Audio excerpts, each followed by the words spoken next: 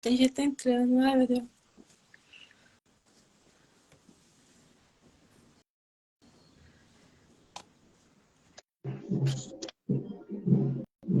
Oi, Oi, boa noite, tudo bem?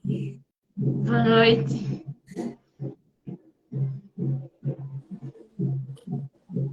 Boa noite, Boa Sara. noite, Meu Deus, que povo chique. Deixa eu mulher. Chique é você. saludar aqui o pessoal que tá na live. Gessiana, Letícia, minha mãe, Raine, Lívia, Sérgio, Valdemir, Maria Lívia, Sara, Ricardo, Thaís, Renata. Enfim, né? Dando aí as boas noites. Não, boa noite, meu Deus. Tô misturando já. Enfim, a live hoje vai ser focada para a gente contar um pouquinho mais sobre a nossa experiência. A gente já fez uma live, acho que o pessoal se lembra. Kerlon, oi Kerlon. Hello! Coordenador, meu amigo trabalhando na Insight comigo. Trabalhador do governo do estado da Paraíba aí também. E a gente já tinha feito uma live quando estava perto da gente viajar, explicando um pouquinho como foi, para a gente alcançar o intercâmbio e tudo mais. E eu não E aí, participei. sim, na época, dona Sara, nossa mãe de Sara quer entrar na live. Bem-vinda, Sara. Bem-vinda.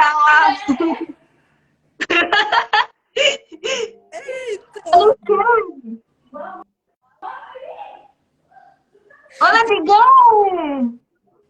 Olha como ela tá aí. Qual o nome dela? Diane Esther. É, Diane, o nome da tua mãe, né, Sara? Vitória, acho que tu tá enganado, não é minha mãe que falou, nem tá com o celular. Não, sua mãe chilena. Ah! Eu achei que era minha mãe. Eu Não, fui olhar. Chilena quer entrar na live. Eu aceito.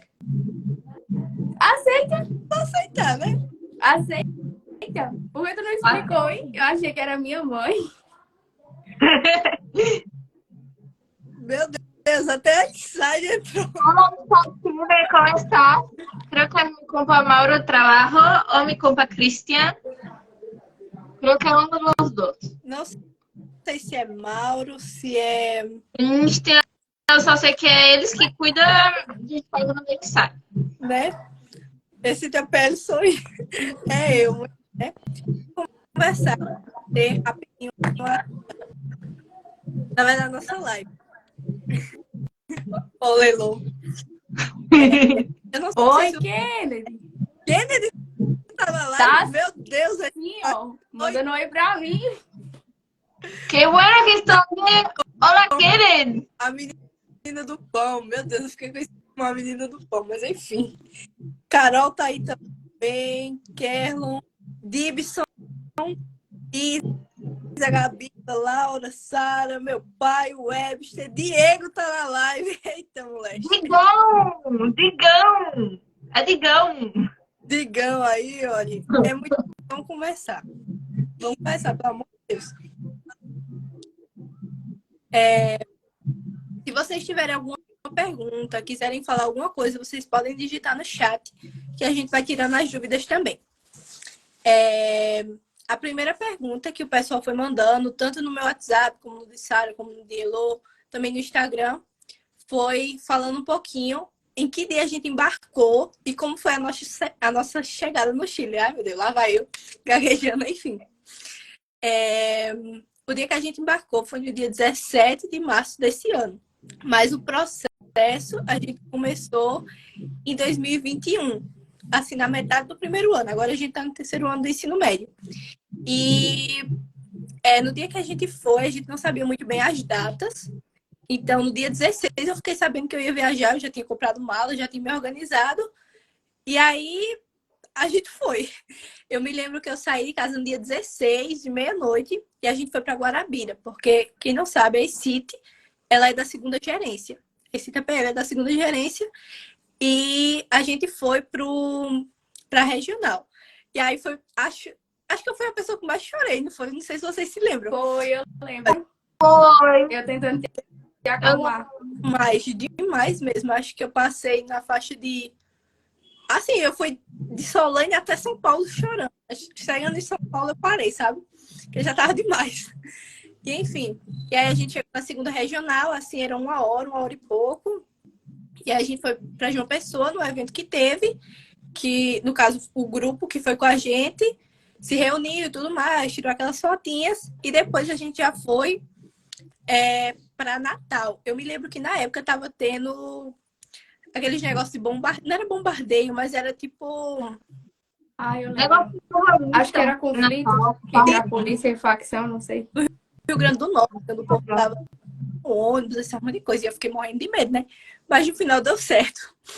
E aí a gente foi pro Natal, chegamos em São Paulo, era umas 4 horas da tarde e foi 1 hora pra gente embarcar pra ir pro Chile. E eu me lembro que foi a maior agonia. Era a Heloísa correndo com as malas, eu também, aquela agonia. E no final deu tudo certo, a gente conseguiu pegar o voo, não perdemos, graças a Deus. Chegamos lá. E, sei lá, eu acho que foi um dia extraordinário, tanto no bom sentido como no mal. Porque é como se, quando você viaja assim, você não tem a noção do que você está fazendo. Porque é como, assim, se fosse uma coisa muito idealizada. Ah, eu vou para o intercâmbio. Mas você não pensa muito na realidade. Não sei se vocês me entendem. E quando você está no avião, você diz, é agora. Começou, sabe? É isso. Acho que eu me alarguei até um pouquinho demais nesse assunto. Não sei se vocês querem falar mais alguma coisa.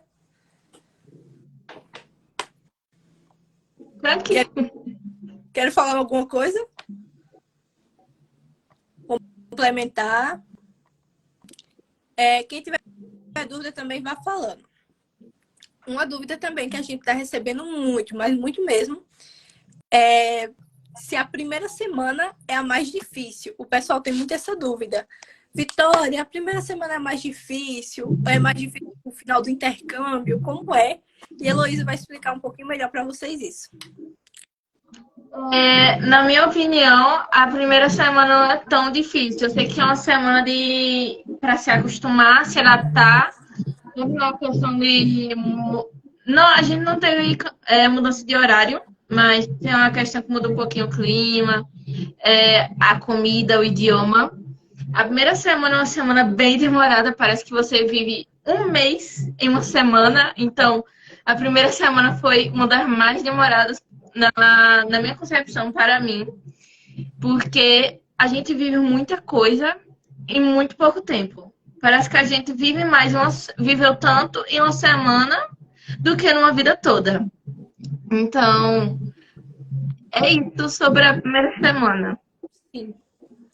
Para mim, acho que para mais difícil foi o final do intercâmbio. O último mês foi mais difícil para mim.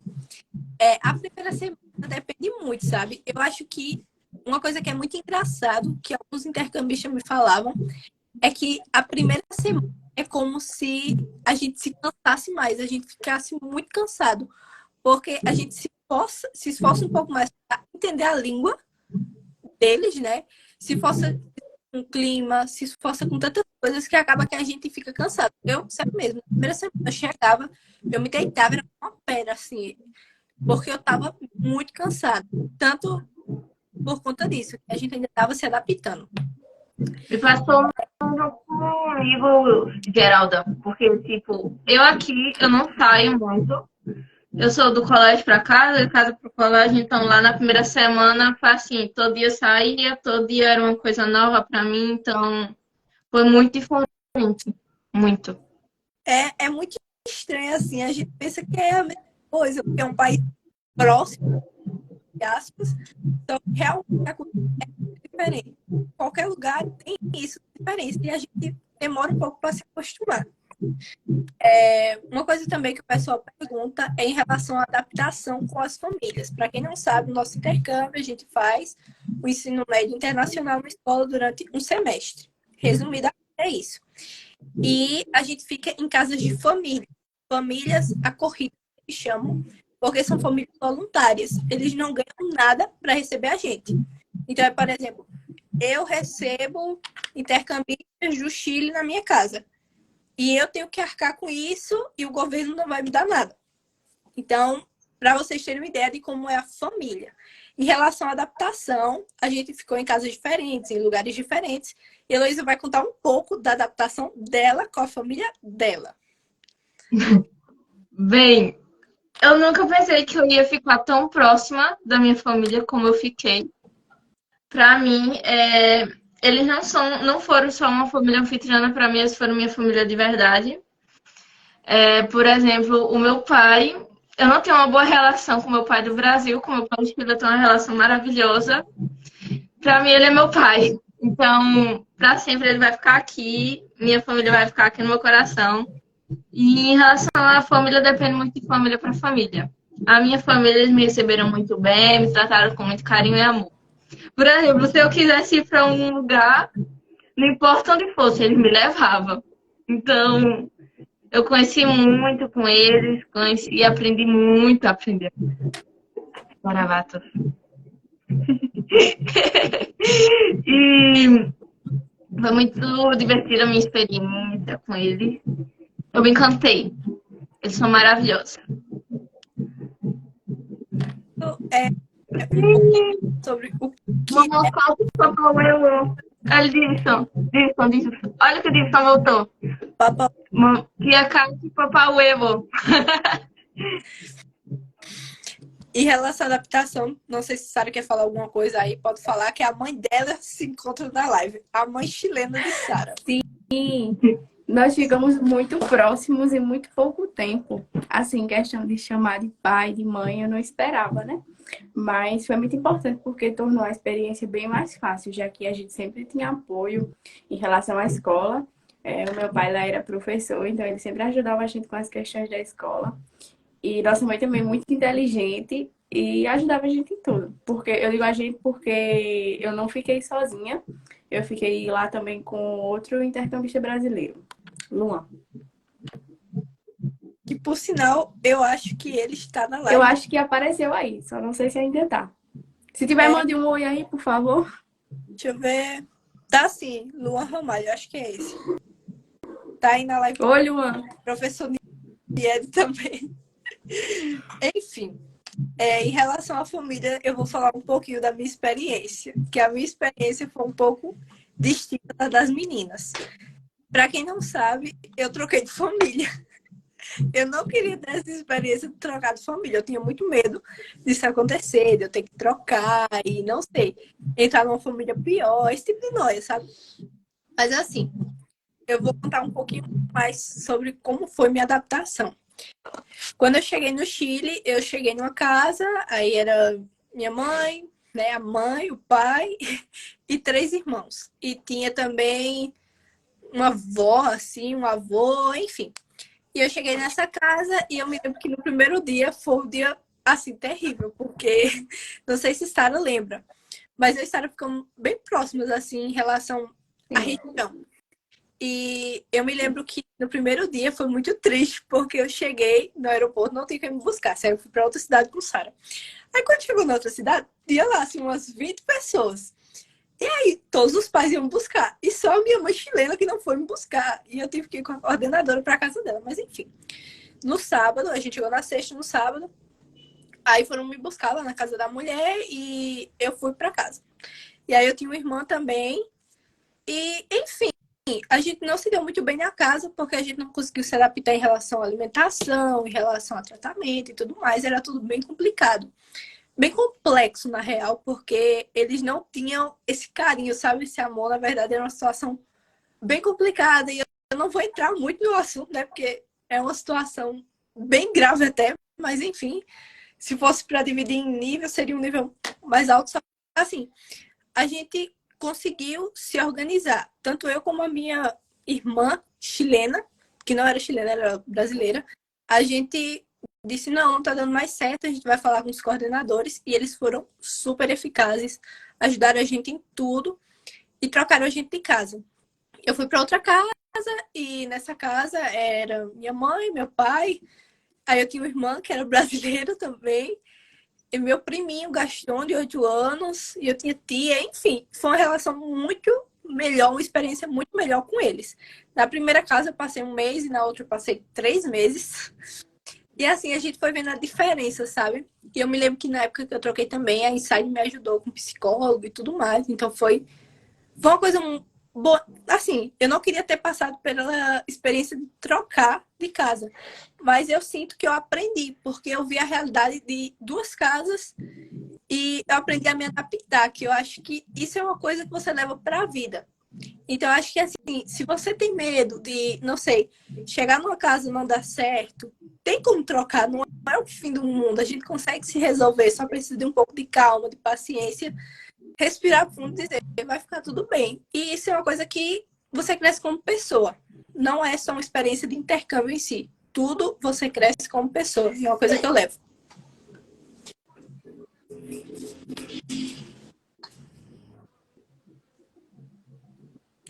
Enfim, né? Eu acho que eu falei um pouco, deu tudo certo. Não sei se alguém quer perguntar alguma coisa em relação às famílias.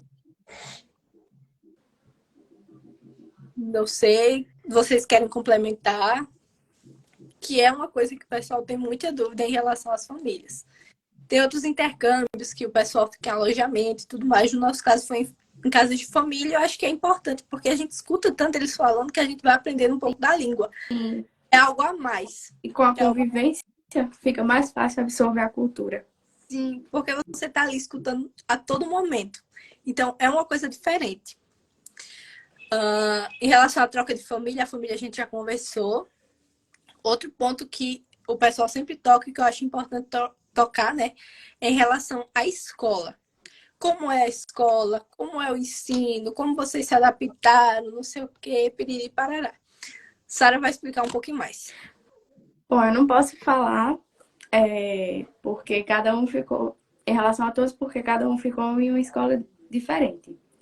Eu gostava e não gostava. Algumas coisas eram bem parecidas, como, por exemplo, a gente tinha eletiva. Só que não era parecido com aqui. Tinha eletiva de música, de dança, de esporte.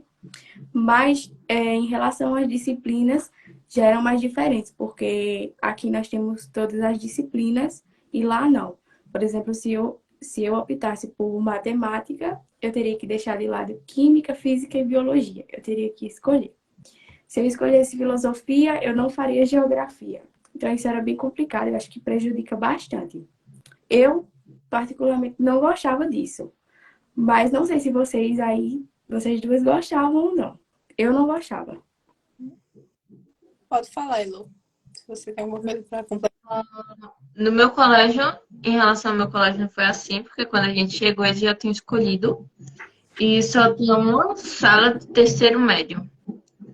Porque no Chile, eles têm até o quarto médio, então eu fiquei no terceiro médio. Eu também. E hã? Tu também? Acho que a maioria ficou no terceiro ano. Também acho. Então, ele já tinha meio que escolhido as eletivas dele, e era matemática, linguagem, que é como espanhol, ciências para a cidadania, ciências para a saúde, educação cidadana, que é como sociologia, filosofia. A gente tinha matemática, mas não tinha nem química nem física. E educação física era obrigatório. Sim, e é bem diferente a educação física, porque aqui a gente está acostumado a não fazer nada às vezes. E só observa quem joga. Lá não, para conseguir uma nota, eram 15 minutos correndo. Muito sofrimento. Sim. Eu me lembro que tem uns vídeos de eu fazendo assim, educação física, e eu tava morrendo assim, eu fazendo polichinelo. E eu correndo e lá, porque valia ponto. Por exemplo, no Brasil aqui a gente tem aula de vôlei, essas coisas e tal. E quem realmente é os meninos, eles não tem muito isso de fazer educação física. E lá, por exemplo, para eu atingir a nota máxima no filho é 7. Para eu atingir. Ô, Davidson, sofrimento, viu, amigo? Eu tinha que. Foi uma opção que eu consegui fazer uma prova lá. Era. Sim. Falando um pouquinho sobre escola, na primeira casa onde eu tava, era mais perto da escola. Então, tipo assim, era questão de 20 minutos eu ir de ônibus. Na segunda, eu acho que a parte mais difícil era porque era muito longe. Para eu ir de ônibus, era 2 horas e meia da minha casa para a escola. eu gastaria em média R$ 40 se fosse para eu ir todos os dias de ônibus. Mas, graças a Deus, minha mãe chilena levava a gente. E, tipo assim, em relação à escola, eu gostava. De verdade, eu gostava. A única coisa que eu realmente não gostava era como era lidado algumas matérias. Já que, por exemplo, eu tinha que escolher entre história e ciências. E eu gosto muito de histórias. Então, tipo assim, eu fazia história e não fazia ciências. Então, não tinha biologia, nem química, nem física. Matemática a gente tem só, por exemplo, não tem 3 horas obrigatórias e o resto é opcional. Então, tem muito isso da escolha. Por uma parte é bom, só que por outra você acaba ficando limitado. Porque vai querer fazer, não sei, educação física e matemática. Você tem que escolher. As duas você não faz. E às vezes fica muito cansativo, porque acho que na quarta-feira eu tinha 4 horas de aula de matemática. Então, chegava com 2 horas e eu já não aguentava mais. Então, era muito cansativo isso. Sim. E, por exemplo, outra coisa também que o pessoal, não sei se vocês sabem sobre o Chile, é que lá o dia amanhece muito tarde. Amanhece acho que umas 8, 9 horas daqui do Brasil. E, tipo assim, eu saía da minha casa às 6h30, tava escuro. Eu chegava na escola, ainda estava escuro. Assim, eu chegava, não sei, umas 8. Tava começando a clarear o dia. Aí, tipo assim, quando eu chegava na escola, eu tinha que ficar até às 5h30. E as minhas duas últimas aulas era tipo, não sei, ciências. Tinha 2 aulas de ciências. E essas aulas eram biologia, química e física juntos. Tudo meio misturado, sabe?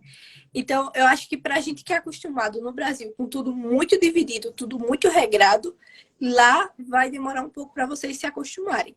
De verdade, eu acho que tem isso do estranhamento. E também das salas, por exemplo, lá as salas, as mesinhas são assim, sabe, de dupla. Eles não estavam no Brasil, não.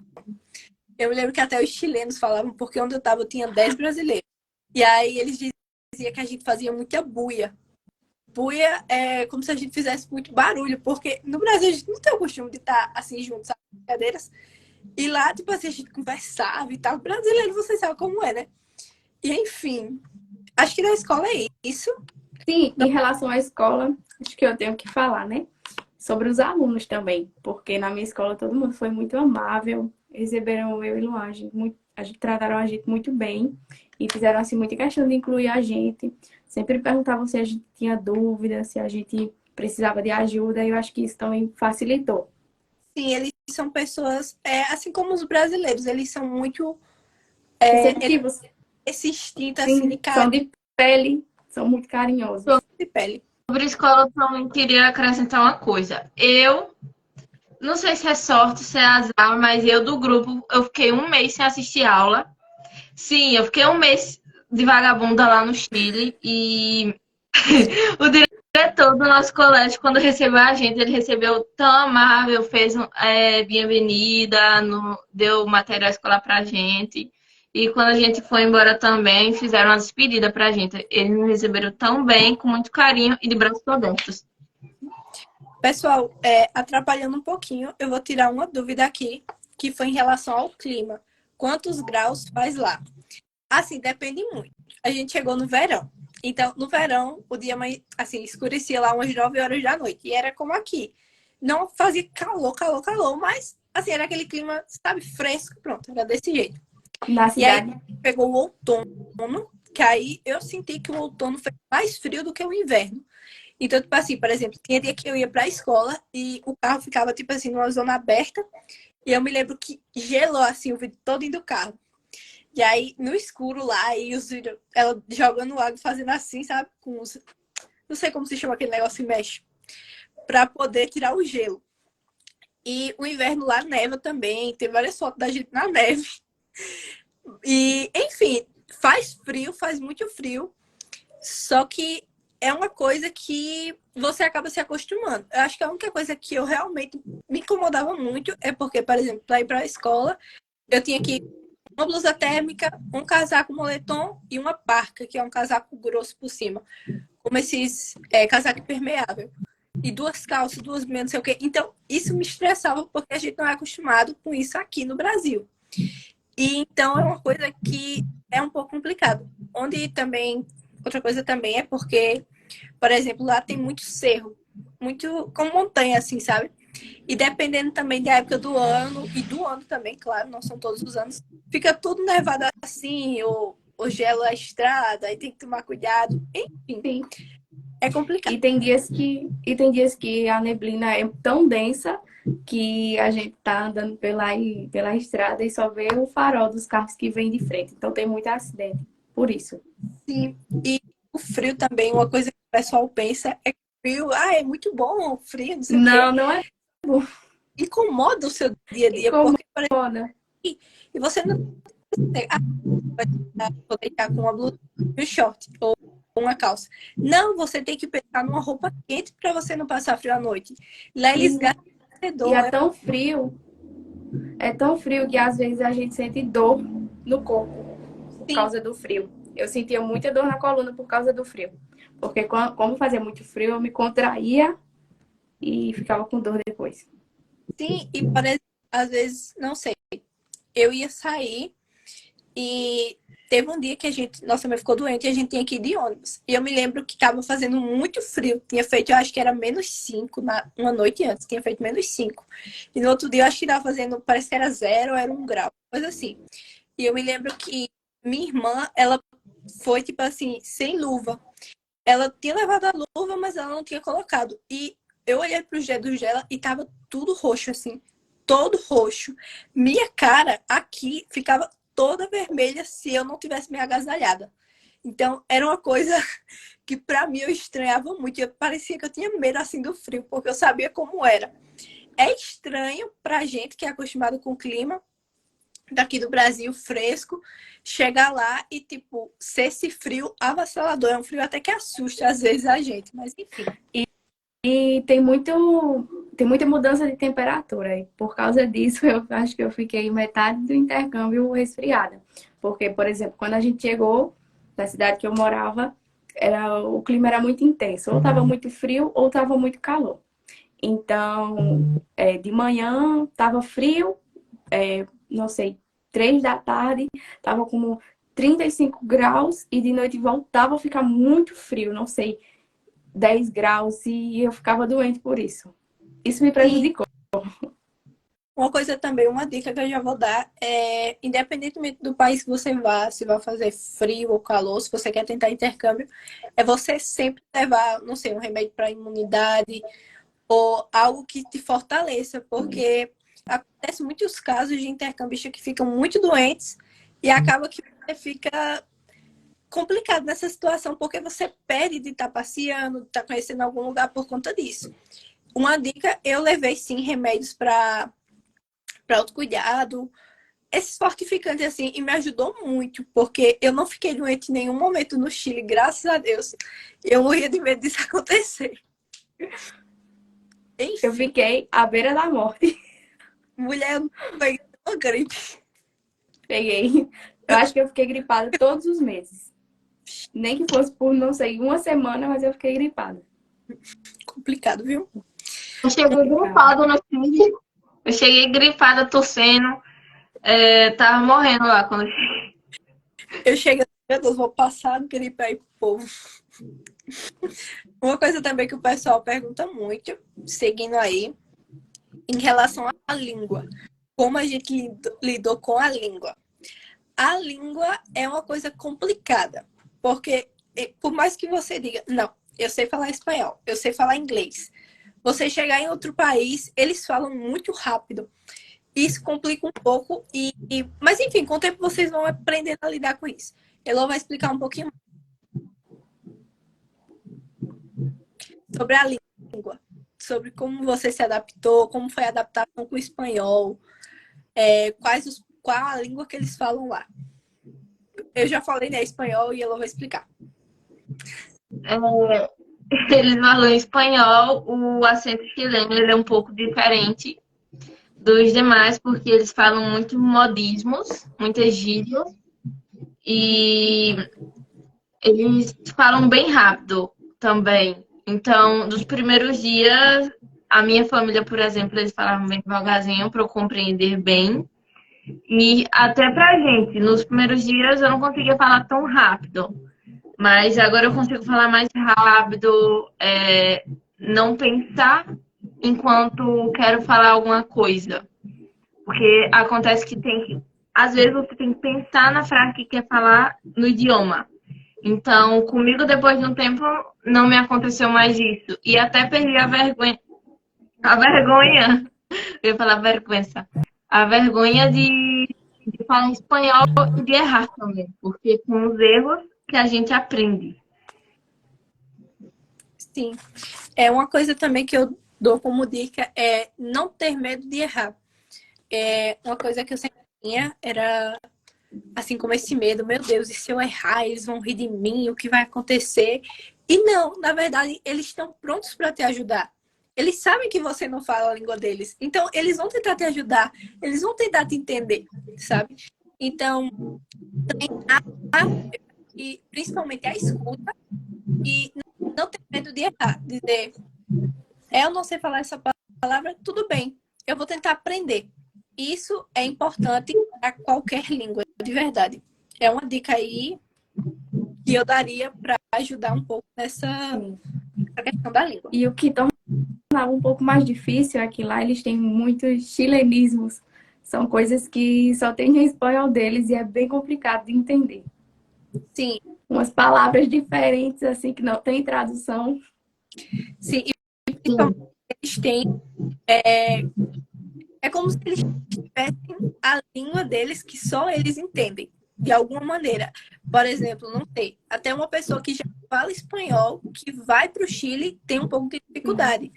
Porque, não sei, eu conheci bolivianos, venezuelanos, argentinos que moravam no Chile e eles falavam que quando chegaram lá, tiveram assim acharam muito diferente, porque eles não entendiam que era distinto. Por exemplo, Gibson, que também é intercambista, falou da palavra well.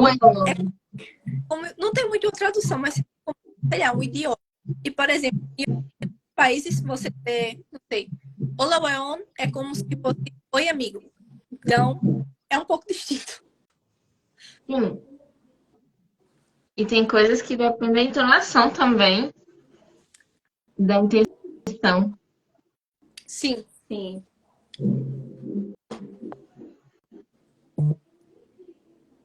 É um pouco complicado, mas é a primeira semana. Depois disso, vocês vão aprender muito de boa com a própria escuta. É basicamente isso. Outra coisa também que a gente vai falar é sobre a cultura. A gente já falou um pouco sobre a cultura, misturando aí. E Sara vai explicar um pouco sobre a cultura e sobre os lugares. Porque às vezes a gente pensa, não sei, é perto do Brasil, então tem as mesmas paisagens. Como é? Sara vai explicar um pouquinho mais. É um país muito rico em cultura, né? Eles são muito de pele, muito carinhosos, então isso já é uma coisa que marcou muito em mim, porque aqui no Brasil a gente é meio frio, sabe? Lá não, eles são muito carinhosos. No início eu ficava até um pouco incomodada com a questão cultural deles, de chegar em um lugar e se tiver, não sei, 50 pessoas, ter que cumprimentar todas com um beijo na bochecha. Isso pra mim era bem estranho no início. E eles, acho que todo chileno sabe dançar uma dança chamada cueca, que Heloísa sabe, Heloísa aprendeu, eu não aprendi. E Vitória também aprendeu. Vitória está em fase de aprendizagem ainda, ela não é 100% guacita. Eu não. Tem muitas comidas típicas que eu sinto falta porque são diferentes das que nós temos aqui. Não tem. Acho que a minha comida típica de lá favorita foi a sopa e pilha. Aqui não tem. Sinto muito. Empanada, isso. E sobre os lugares, assim, é um país muito rico em natureza. Isso me encantava, porque eu gosto de estar em lugar assim que tem muito verde. Com exceto a capital, que era muito poluída. Acho que Heloísa confirma, né, que ela morava lá. Quando eu estava chegando perto da capital, parecia que ia chover. Mas não, era fumaça, assim, como se fosse uma neblina, só que de poluição. Mas em relação às paisagens, são muito bonitas, porque às vezes se você fizesse, em todos os lugares que eu tava, se eu fizesse um giro assim, 360, eu conseguia ver montanhas assim, bem altas, E dependendo do lugar que eu estivesse e do lado que eu olhava, eu podia ver as cordilheiras.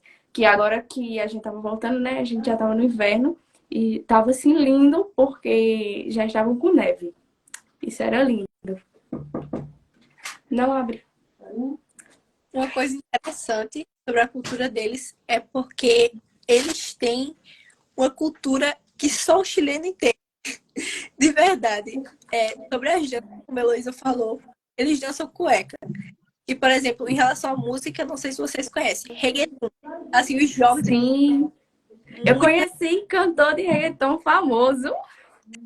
tinha cantor, e tinha até lojinhas, os cantores lá, eles aproveitam, né? Sim. São cantores e conversam. Sim, uma questão que a gente poderia falar é que eles gostam muito de Axé Bahia lá. E El Chan, todos sabem as coreografias. Eles Eu cheguei e eu ficava assim, nem eu que sou brasileira sei dançar isso, eu aprendi lá, porque aqui a gente nem escuta El Chan hoje em dia, eu acho, né? A maioria assim não escuta. lambada, Sim, eles conhecem todas. E o pior é que tem, assim, músicas brasileiras, aprenda a cantar. E aí, tipo, eles sabem todas. É incrível. Uma comida também que me lembrou, assim, por acaso, que eu não gostava no Chile, mas eu tive que aprender a comer, era a caçuela. a gente pode. É basicamente Sim, um pedaço de carne ou frango, assim, que quando cozinha, eu vi a primeira vez. cozinha basicamente na água e sal. Eles cortam tipo, batata, colocam inteira assim, e junto eles colocam milho, pedacinho, eles picam o milho, não sei, em 3 partes.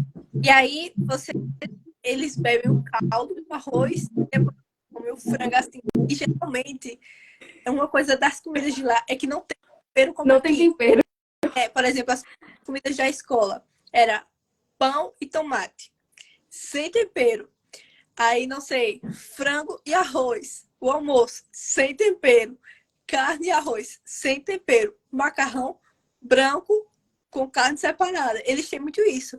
Eu me lembro que na minha escola, a supervisora, porque tinha muito brasileiro onde eu estava, e aí a gente, por exemplo, era purê. Lá, por exemplo, o almoço. O dia que é purê, é só purê. E aí, por exemplo, eu fazia macarrão na minha casa, outro fazia arroz e a gente misturava na comida. Jeitinho brasileiro que a gente falava. E aí, quando a gente ia comer, a supervisora disse: Meu Deus, como vocês comem isso? Pelo amor de Deus, como na última fila, porque eu não aguento ver essa comida de vocês. E eu fiquei, mulher, Agora, a comida mais conhecida do Chile, não sei se vocês dois gostavam, completo. Sim, Eu muito bom. cheguei, eu cheguei, comi, eu disse, não, não quero provar de novo, não gostei. Aí depois, quando faltava acho que umas 2 semanas para vir, eu decidi dar uma segunda oportunidade e eu amei. Eu perdi de comer muito assim, porque minha família comia muita comida que não era saudável. E eles sempre comiam isso e eu comia outra coisa. Aí depois eu dizia, olha o que eu perdi. sim, o completo, para quem não sabe, lá no Chile, uma comida que eles são muito acostumados a comer é abacate salgado. Não existe suco de abacate, vitamina de abacate, abacate com Quando a açúcar. gente, quando a gente fala que consome o abacate doce, eles ficam como? Que nojo. Um dia eu disse que ia fazer um suco, eles não, obrigado, porque eles só acostumados a comer com sal. E o completo é o cachorro-quente deles, é um pão maior assim. E eles colocam só a salsicha, sem carne moída, com o abacate salgado. E aí você coloca o que você quiser por cima, batatinha frita. Salsa de alho. É como se fosse um molho de alho.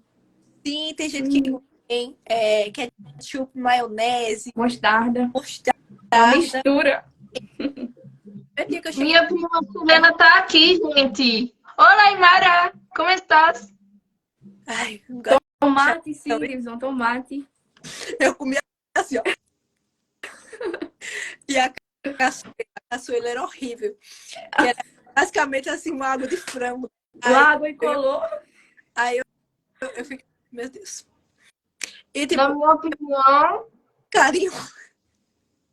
na minha opinião, a comida chilena não era tão ruim. Eu gostava bastante. Eu prefiro a brasileira. Mas assim, tem a coisa de lá que eu gostava. Não sei, empanado de pino, a sopa e pilha. Eu sinto falta porque aqui não tem nem nada parecido. Empanada, gente, é como se fosse um pastel assim de De forno, forno só que e de muito, forno. A muito. massa é muito boa. da massa. E eles fazem com abacaxi, fazem salgado, fazem doce e é muito boa. A sopaipilha, se fosse assim, É a comida uns pedaços. do inverno. É, Se mas cai uma gota de chuva, todo mundo, vamos fazer sopaipilha. sim. E vocês já comeram pantrucas? Que é tipo assim, era uma sopinha assim com ovo, que eles colocavam, abriam o ovo e jogavam Sim, geralmente faziam em entrada de restaurante. Aham. no frio. Na minha casa, toda noite comia pantrucas. Eu achava tão bom, porque eu comia e tipo assim, dava tanto frio, eu comia assim, eu me aquecia e ia dormir, era ótimo. Sim. No chat o pessoal tá apelando as comidas chilenas, mas assim, se a gente vai para outro país, a gente tem que viver ao máximo a cultura e aprender ao máximo. Tipo, a gente tem que dar oportunidade às comidas mesmo se não gosta. Mesmo se não gosta de uma coisa, porque, tipo, o que Sara passou com os completos. Eu Ela agora se provei. arrependeu. Eu Na semana provei, só que aprovou, era não muito gostou e não deu mais diferente. oportunidade. Eu provei assim, sabe? Por pressão. Mas não sei porque eu não gostei, assim, de primeira. Assim, depois, quando eu comi a segunda vez, eu gostei. Só que tinha um porém. Eu dizia, por favor, sem tomate. Porque aí já é um problema meu com tomate. Eu não suporto tomate. Sim. Uma coisa que a Heloísa falou que é importante é você provar. Porque, por exemplo, Sim. eu tinha o costume aqui no Brasil de que eu ia comer uma comida, se eu visse a comida, eu sentisse o olor da comida e eu não gostasse, eu não comia. E lá eu tinha que comer. Não era porque dizia você tem que comer, mas é porque você tem que ter, como assim, consciência de que eles fazem aquilo para eles é importante. E você não comer é uma desfeita. E além de ser uma desfeita com eles, é uma falta de respeito e você está perdendo um pouco da experiência. Porque tem tanta comida que é tão diferente que você nunca mais vai comer, provavelmente. E por que você não dá uma chance, pelo menos, para provar? Prova. Se gostar, come. Se não gostar, não come. Era uma coisa que eu sempre tinha. E eu via, às vezes, a comida e eu não achava bonita, mas eu comia. Por exemplo, a primeira janta que eu tive no Chile foi chá, pão e abacate salgado. E Sim. isso é minha janta, sabe? Mas eu comi com aquele desejo, porque eu queria saber como era a janta deles. Vocês estão entendendo? E lá eles não jantam, eles tomam té. É basicamente um chá com pão todo dia.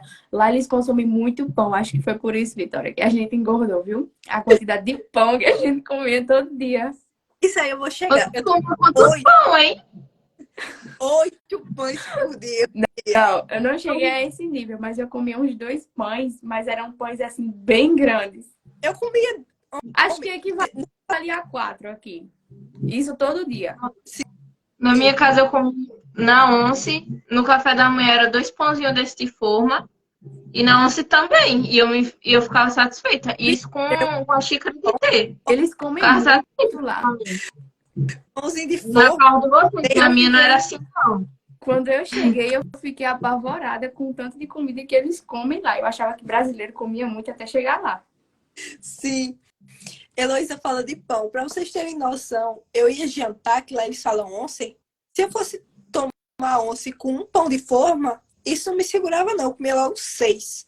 Assim, uma vez, porque eu senti uma fome. E com aquele vinho, a fome da morte. Era muita fome que eu sentia. Porque lá as refeições deles são em horários diferentes. Sim. O Webster perguntou se tem refeição certa. Sim, tem café, almoço e janta, só que são em horários diferentes. Geralmente o almoço lá são às 2 da tarde, pelo menos onde eu morava. Uhum. No mínimo 1h30 e no máximo 3h30. Na minha casa já era diferente. Por exemplo, na sexta era o dia que a gente saía de 1h40 da escola.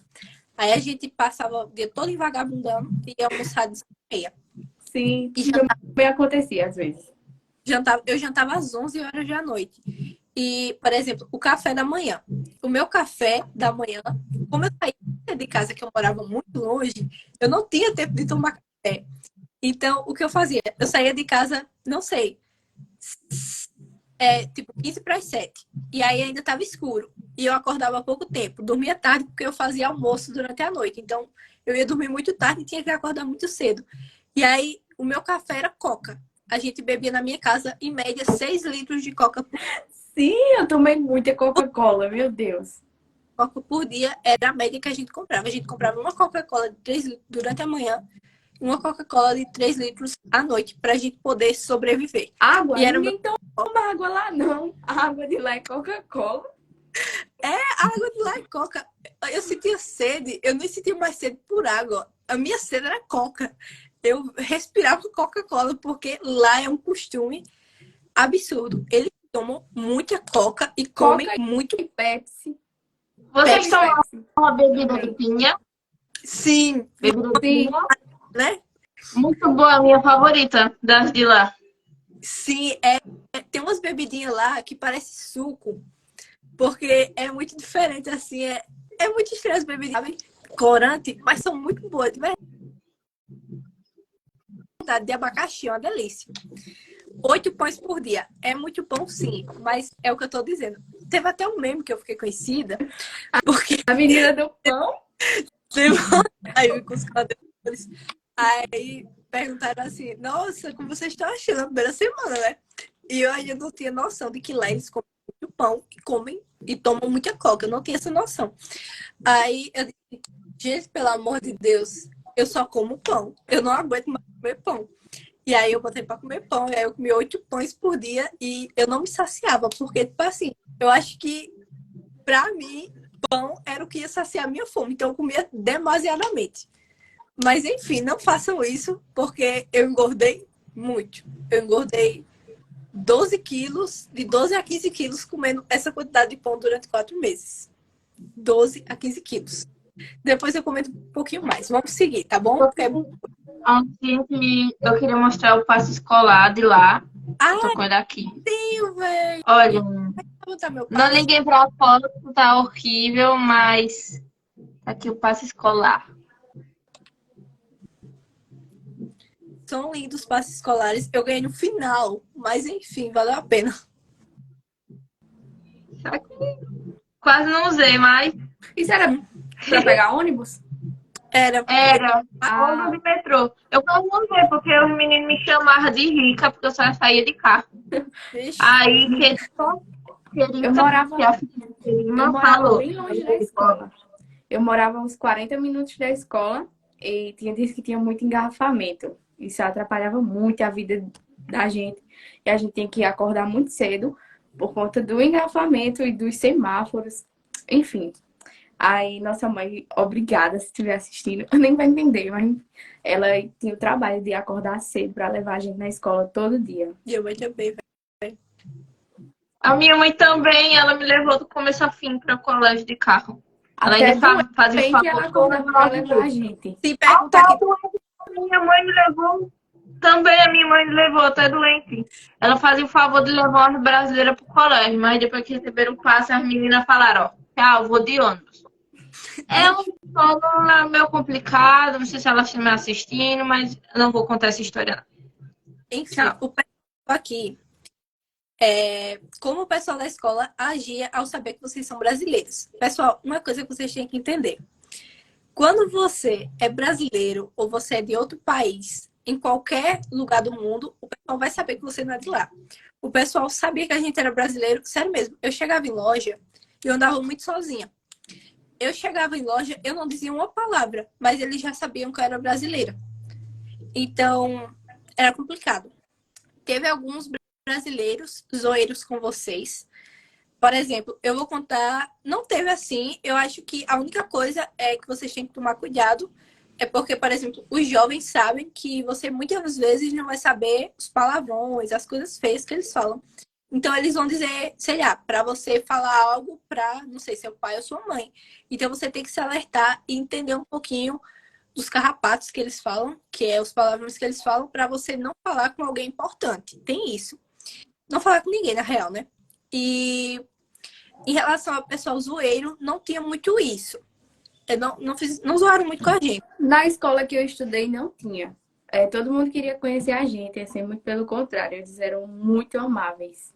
Sim, na minha também. E sobre isso de reconhecer brasileiro, eles queriam passar a mão no meu cabelo. Eles achavam bem interessante, porque a maioria das pessoas lá tem um cabelo liso.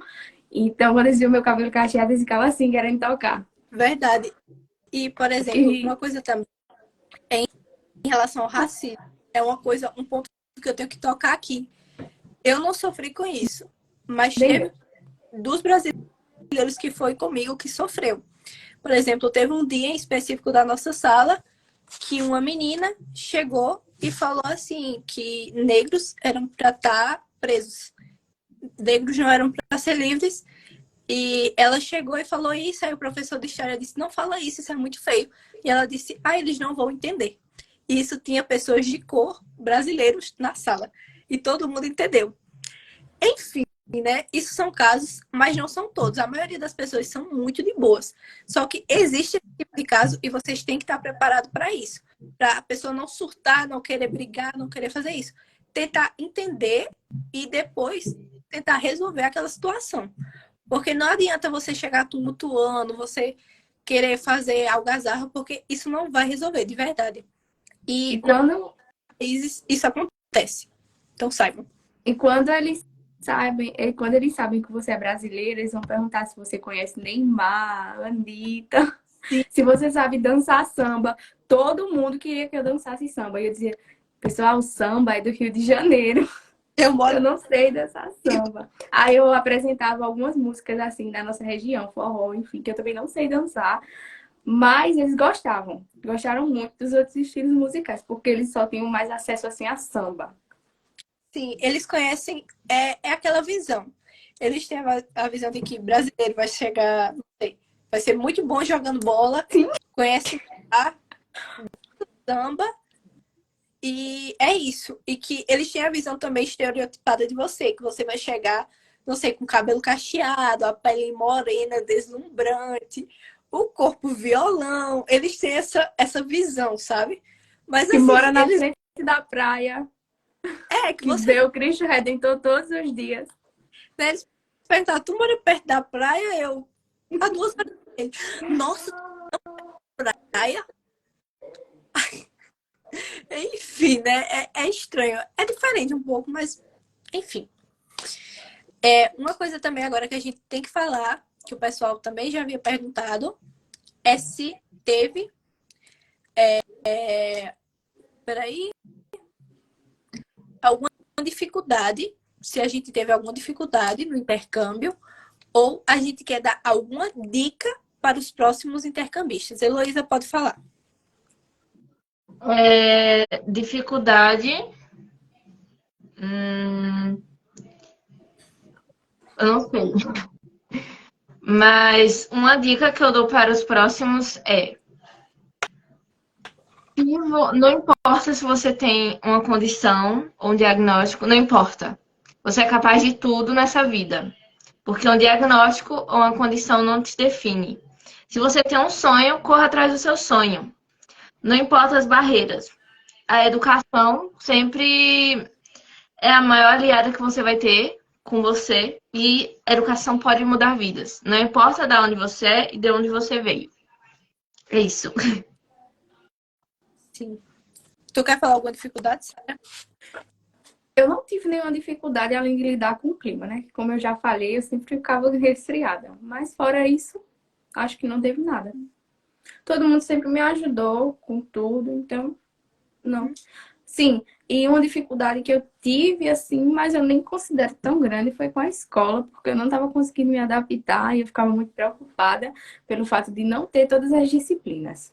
E na aula de música, que eu escolhi como eletiva, foi um pouquinho complicado, né? Porque eu tinha que tocar flauta e eu não sabia nem o que era uma partitura. Então eu cheguei, as pessoas já estavam, não sei, um pouco mais avançadas, algumas, então eu tinha que acompanhar, isso era um pouco mais difícil. Mas fora isso, nada. Para mim, eu acho que teve algumas dificuldades. E eu sempre digo que as dificuldades são muito boas, porque você aprende a verdade com elas. Eu acho que a primeira dificuldade que eu tive foi em relação à troca de família, mas isso para mim, eu sempre digo que foi algo bom, foi algo benéfico na minha vida. O segundo ponto também foi em relação a... Acho que tá dando eco, né? Não, acho que tá normal. Tá não? Continua então. A segunda dificuldade era em relação à escola, já que eu morava muito longe. Eu morava 2 horas e meia, se fosse de ônibus. Então, isso era uma dificuldade para mim. Mas como assim, eu tinha que me levar, tudo mais, era de boas. Em relação à dica, eu acho que eu daria pro pessoal. Primeiro, é você dizer, a vaga vai ser minha, eu quero fazer intercâmbio, a vaga vai ser minha. E você quer atrair. Porque talvez eu não tinha essa visão de que eu ia passar.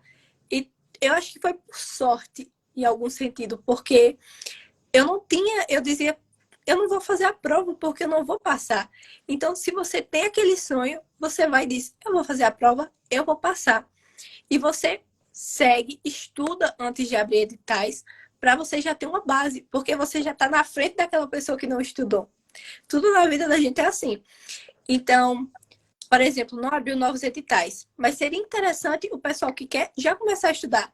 Eu estou no 8º, estou no 9º ano. O que custa você começar a dar uma olhada? Tu tá entendendo? Escutar 3 músicas por semana, você já tá fazendo alguma coisa. Sim. Você tá entendendo? Isso é a primeira dica. A segunda é, quando você estiver lá, não tenha medo de errar, de viver as experiências, porque tudo lá te ensina. Então, não sei, eu não vou comer essa comida, eu não gostei do jeito que é. Vai lá e come. Vê como é, experimenta, não importa muito, sabe? E de se permitir. Tantas vezes que eu errei lá no Chile e eu ficava, meu Deus, eu errei. E depois, com o tempo, eu fui vendo que os meus erros não eram problema. O problema era quando eu errava e eu não queria mudar. Mas quando eu errava, eu entendia o meu erro e eu tentava aprender com aquilo. Isso era aprendizado para mim.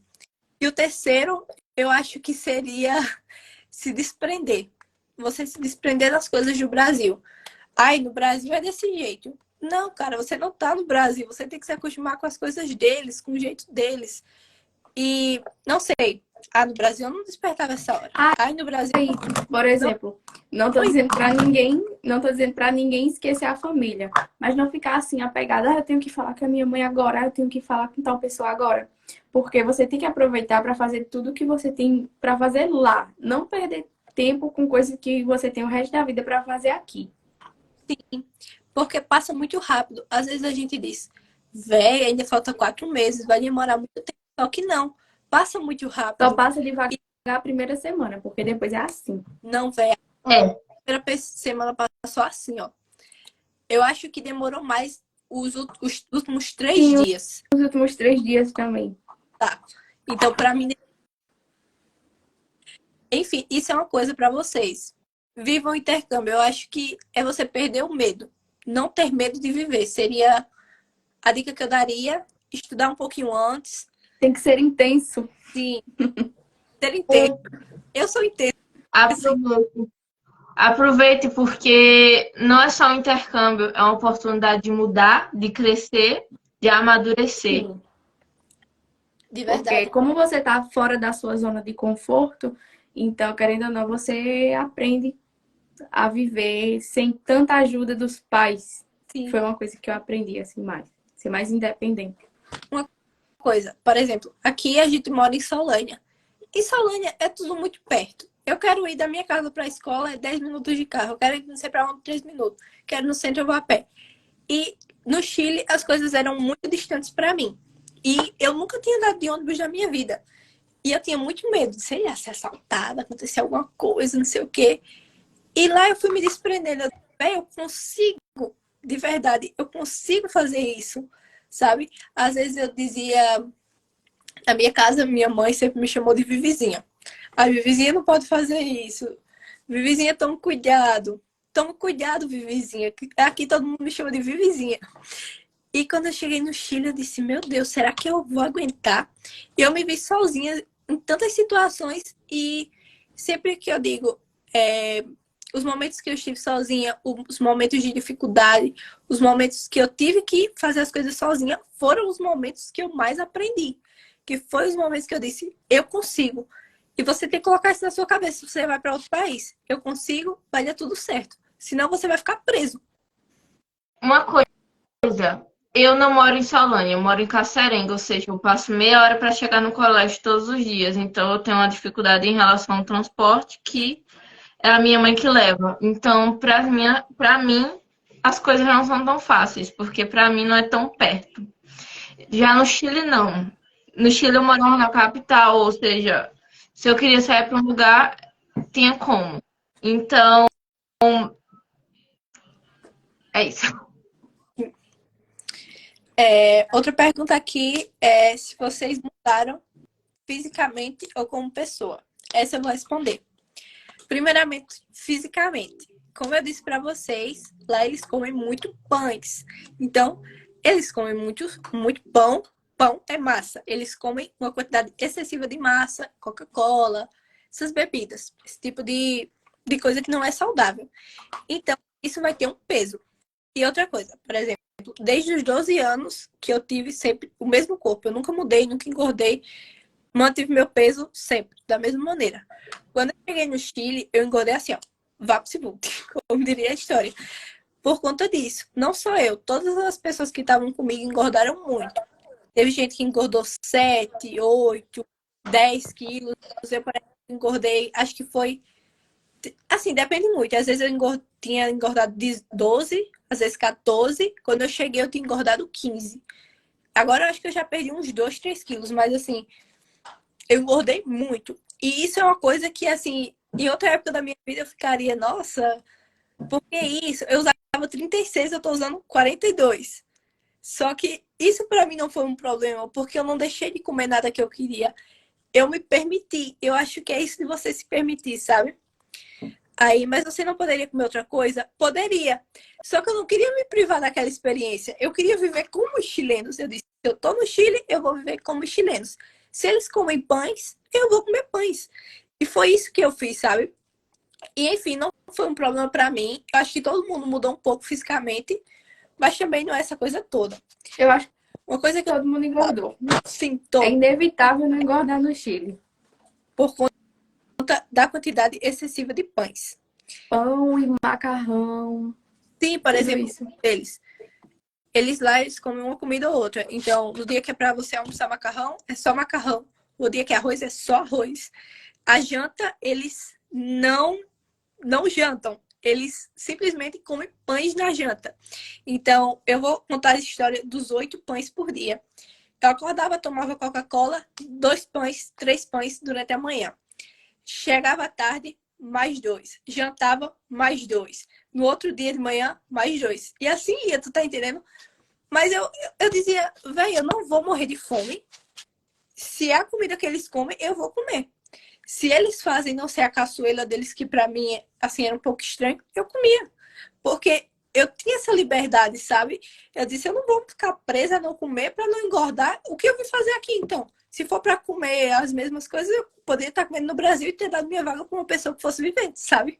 Tem muito isso. A E outra coisa é em relação à água. Eles falam assim, tô com sede. Aí a pessoa pensa, olha, vai beber água. Não, toma Coca-Cola ou energético. Eles tomam muito energético. sim, de verdade, é uma coisa que é muito deles e eu acho que a maioria dos países hoje em dia são assim, eles têm muito isso. Tem uma pergunta aqui que é... Não, peraí que eu respondo. Outra coisa que eu vou falar aqui é sobre mudança. A mudança física não é tipo 1%, porque a maior mudança é como pessoa. Eu não sei assim se vocês conheciam eu, Elô, Sara, antes de a gente ir pro intercâmbio. Mas quem conhece sabe que a gente eram pessoas diferentes. Por exemplo, Sara. Sara nunca estaria em uma live. Não. Se fosse há 4 meses atrás, eu não estaria bem de ter engordado o que eu engordei ou, não sei, ter passado pelas coisas que eu passei. Heloísa era uma pessoa bem mais fechada do que ela é hoje para estar conversando com as pessoas. E hoje a Heloísa fala com todo mundo. Eu acho que a mudança... Uma Inclusive, coisa, eu nem... eu queria falar sobre isso. Porque, tipo, eu tinha falado isso na minha entrevista. A minha mamá, ela foi responsável por isso. Porque a minha mamá é minha mamá psicóloga. Eu tinha uma psicóloga no Chile, a minha mãe. E a gente tinha conversas profundas sobre a vida, em quais essas conversas a gente resolvia muita coisa. E entre essas conversas eu pude me libertar mais, não sei. Eu cresci muito em relação a isso. Porque antes, quando eu cheguei lá, eu não conseguia cumprimentar bem. Como a Sarah falou, eles são de cumprimentar com beijinho, com abraço. Eu não conseguia cumprimentar eles assim. Depois eu falei, venha cá. Pronto, Sim. resolvido. E não fazer isso lá, quando você chega ou vai sair de um lugar, é uma falta de educação tremenda. Sim. É. É uma coisa que você tem que aprender. Porque pode não ser um costume seu chegar e dar beijinho em todo mundo, mas lá você vai ter que se adaptar. Eu acho que coisas diferentes fazem você crescer. Eu digo que eu cresci não como, não sei, porque eu fui para outro país e voltei. O pessoal tem a visão de que intercâmbio é você ir para outro país, aprender uma língua, entrar numa família perfeita e voltar para o seu país. Só que não. Lá é uma realidade totalmente diferente. Lá você vai ter vivências que você nunca teve. Lá você vai passar por muita coisa que você diz, meu Deus, eu não pensei que eu fosse passar por isso, porque no meu plano ia acontecer isso, isso e isso. E não é bem assim como acontece. Eu sempre digo que eu cresci porque eu comecei a acreditar em mim. Eu comecei a ver as minhas fraquezas, os meus pontos fortes, os meus pontos fracos também. E eu disse, eu consigo. Eu sempre tive muito medo de eu não conseguir, não sei, me virar sozinha. Eu sempre tive muito medo de ficar só, de não conseguir resolver minhas próprias coisas, porque eu sempre tive uma rede de apoio. Você tá entendendo? É como, não sei, eu sempre tive meu pai, minha mãe, minha família, meus amigos, todos ali prontos para o que eu precisasse. O que eu passasse, tinha alguém para me ajudar. E no Chile, tinha pessoas para me ajudar, mas eu queria passar pelos meus problemas, pelas minhas dificuldades sozinha. Isso eu fui aprendendo. Então, hoje, eu me ponho na situação de que eu não sou mais aquela pessoa tão frágil que eu cheguei no Chile, mas eu sou uma pessoa que eu consigo me adaptar às realidades. E eu acho que isso foi o meu crescimento, de alguma maneira. Eu, né, tinha psicóloga lá, por conta que eu troquei de família e tudo mais, e ela falava, você chegou aqui, uma pessoa que você não sabia o que você falar. Eu perguntava e você ficava assim, você não sabia o que responder, porque você não se entendia. E você entrou aqui um podito, ela falava assim, e você saiu uma mulher revigorada, uma mulher forte. E eu ficava, nossa, velho, que legal, né? É uma mudança instantânea de você perder o medo, de você se aventurar, de você passar por tudo isso. Por exemplo, Jessiana Kelly está aí e ela sabia de tanta coisa que eu passava e às vezes também tem isso de você não estar bem e você mostrar estar forte. Eu digo sempre que foram 4 meses que eu fui minha própria âncora. Porque eu tive que aprender a lidar com as coisas boas, com as coisas ruins. Às vezes tinha tanta coisa boa que se fosse antigamente eu chegava e contava para todo mundo. Mas chegou um ponto que eu disse, será que realmente eu preciso contar ou só eu preciso saber? Então, é esse tipo de mudança. Nossa, foi isso comigo também, porque, tipo, tudo que passava eu comentava com os brasileiros. Depois de um tempo, ó, eu parei de compartilhar com eles, porque isso não. Ah, eu não lembro da palavra. Não cabe. Mas isso não convenia. Não convenia ficar falando tudo para eles, porque. E vocês ficaram em cidades que tinham outros brasileiros. O meu caso foi diferente, porque eu fiquei numa cidade assim maior, porém só tinha eu e um outro menino que morava na minha casa. Então eu não tinha nem com quem muito conversar, assim, além dele. Então, em relação a contar isso para as pessoas, já era mais complicado Por comigo. exemplo, onde eu estava, era próximo da cidade de Sara. Eu ia para a cidade de Sara sozinha. Para quem me conhece, eu não ia na esquina comprar um pão sozinha. E eu ia sozinha. Eu dizia tantas vezes, tipo, sei lá, eu dizia, eu quero ir comprar uma roupa. Será que eu realmente preciso que alguém vá lá comigo e diga, Vitória, você vai comprar tal roupa? Não, eu posso ir sozinha e eu posso resolver isso. Isso é coisa minha, não é coisa das outras pessoas. E é esse crescimento. Sei lá, tantas vezes eu ia, aí eu ficava sozinha. Sara sabe como é a Praça de São Felipe. E eu ficava lá, boas. O pessoal passava, eu, oi, tudo bem? E, tipo assim, era isso de... Um tempo eu fui vendo que coragem, que eu não tinha coragem para algumas coisas e eu fui criando. Então isso é importante. Eu fico feliz demais pelos comentários aí que o pessoal tá dizendo. É por isso que eu digo que a mudança psicológica é uma coisa assim, avassaladora. Você não percebe, mas é uma coisa incrível. Está A gente, algumas mudanças a gente só percebe depois que volta. Por exemplo, antes de a gente viajar, vocês fizeram uma live e eu não participei, né? Aí agora eu penso, olha, se isso fosse há um tempo atrás, eu não estaria participando. Sim, Algumas mudanças eu só percebi depois que eu voltei.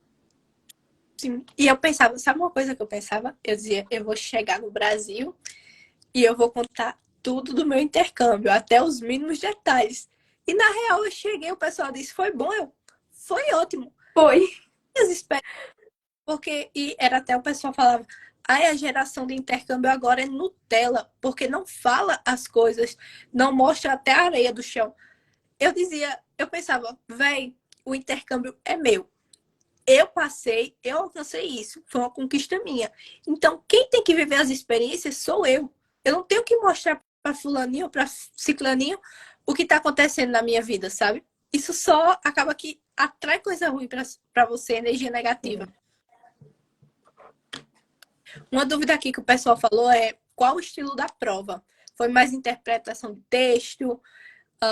Teve muita gramática, variações linguísticas. Em relação ao processo, era um curso de idiomas que você fazia durante 10 semanas e depois do curso era a primeira fase. Se você... Só aos sábados e você podia optar por aulas pela tarde ou pela manhã. E também era... Uma coisa. Pode falar. Eu tenho um canal no YouTube e eu já fiz vídeo falando sobre essas coisas. Tem vídeo falando sobre o processo de inscrição, como é sobre a prova. Tem tudo isso. Sim. Tá link na bio do meu Insta.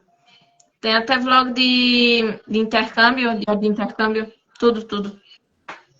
Sim, sobre a prova também, teve esse curso, foram 4.000 vagas para o espanhol, 4.000 para inglês, e teve a segunda fase, que foi basicamente uma prova assim rápida para ver o conhecimento das pessoas, e depois a gente já foi direto para a terceira fase, que aí era um estudo dirigido e depois teve a prova.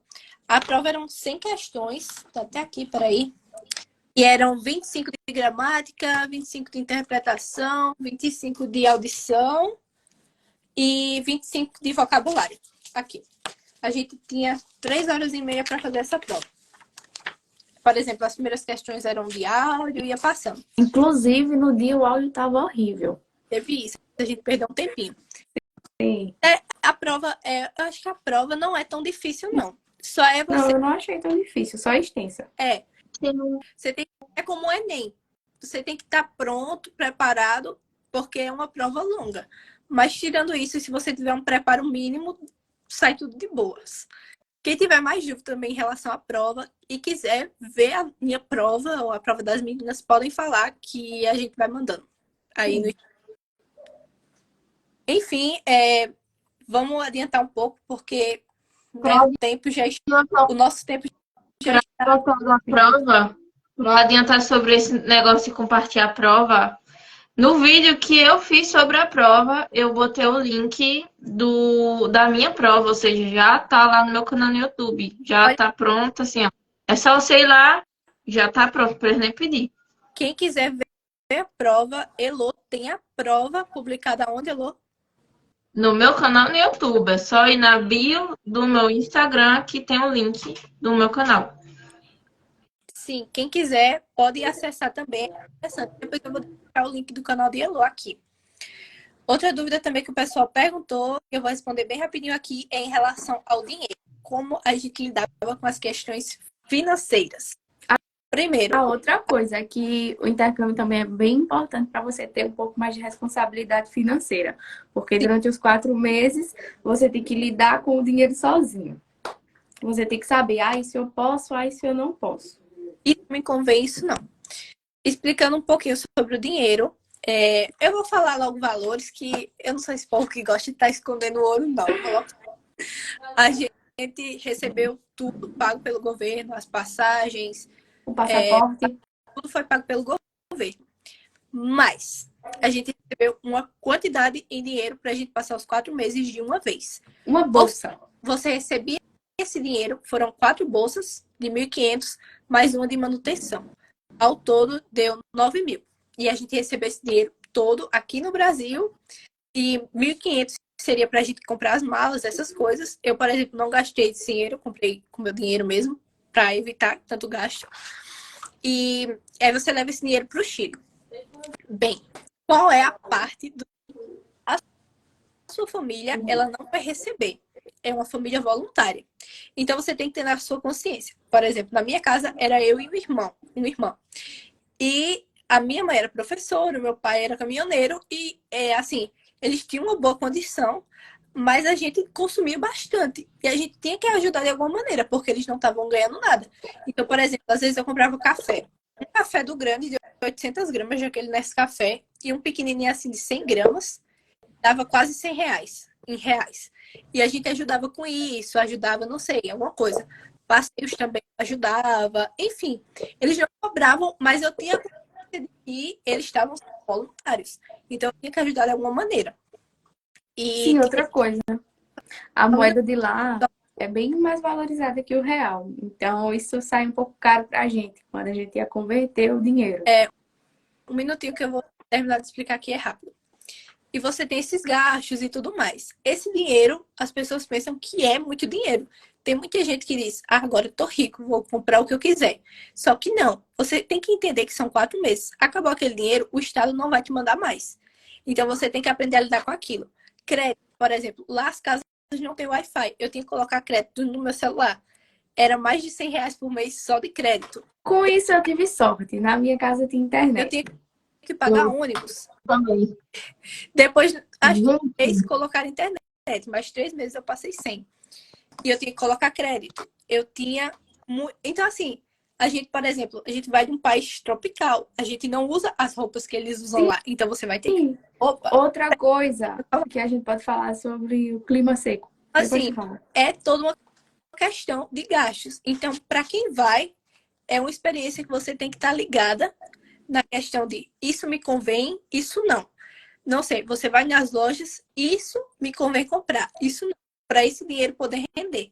Se não, gente, passa lá o pior. E outra coisa, lá eles têm o peso chileno. Lá tudo é, por exemplo, 10 mil pesos, 20 mil pesos, 30 mil pesos.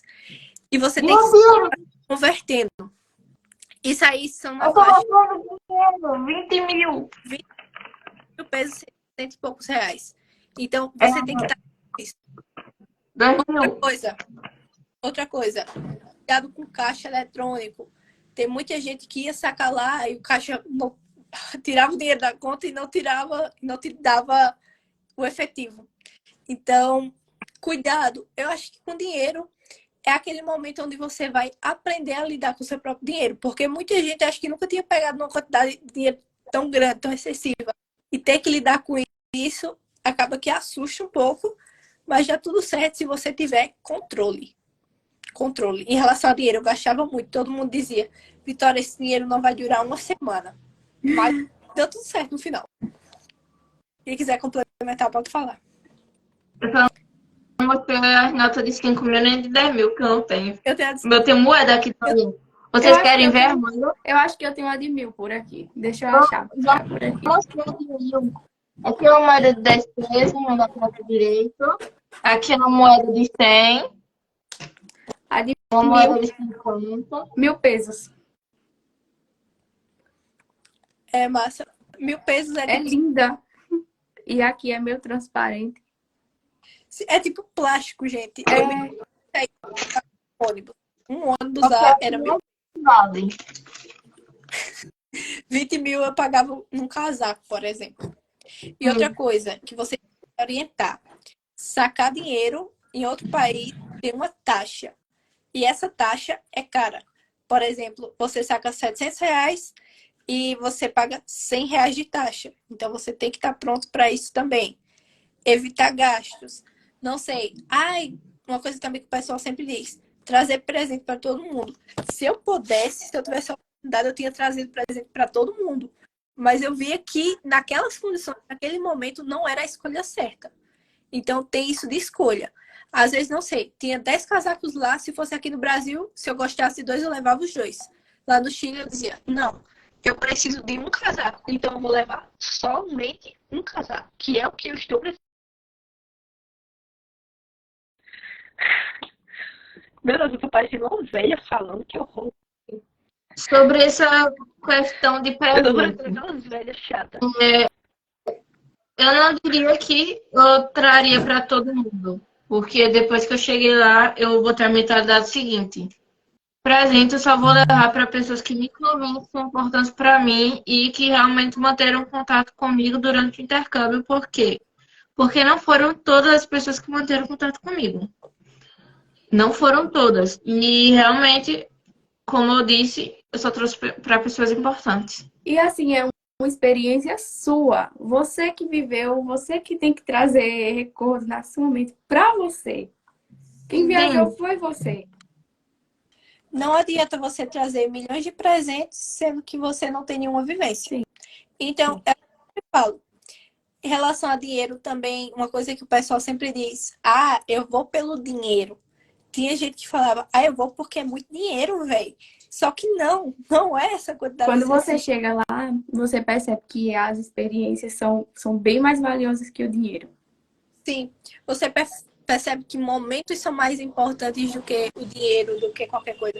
Sei lá, às vezes eu tava lá, principalmente na primeira semana, e eu dizia, nossa, agora eu estaria com minha família jantando. E eu não vi a importância disso até eu chegar lá. Eu não vi a importância dos domingos que a gente sentava para almoçar junto, ou não sei, contar uma piada. Você percebe um pouco disso. Você começa a valorizar coisas que antes você não via necessidade, sabe? Tem muito isso. Subindo aqui um pouquinho pra gente finalizar, tá bom? Que já se estendeu demais. E tô sem bateria já. Em relação ao clima, falar aí bem rapidinho, porque a gente já comentou um pouco, né? Enfim, não, eu só ia dizer que o clima lá é bem seco, então teve gente que teve dificuldade com isso.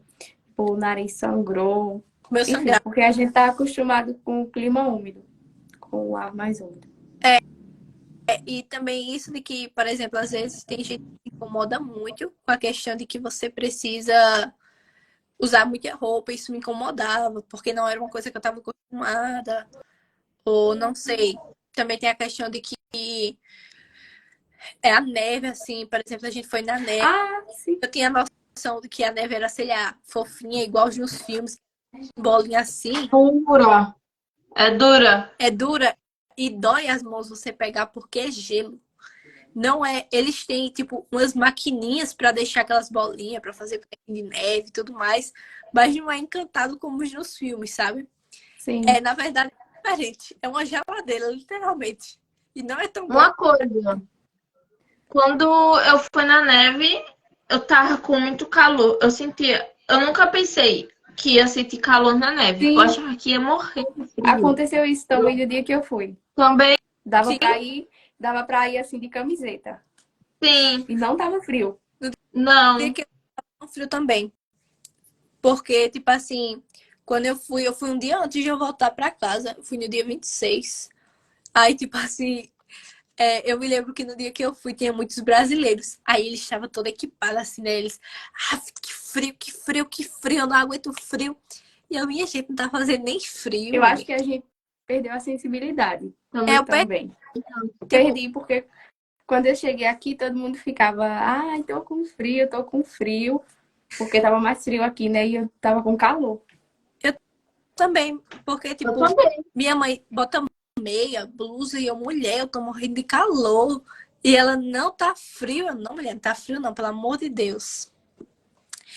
Vamos adiantar um pouquinho também, que a gente já falou bastante sobre o clima.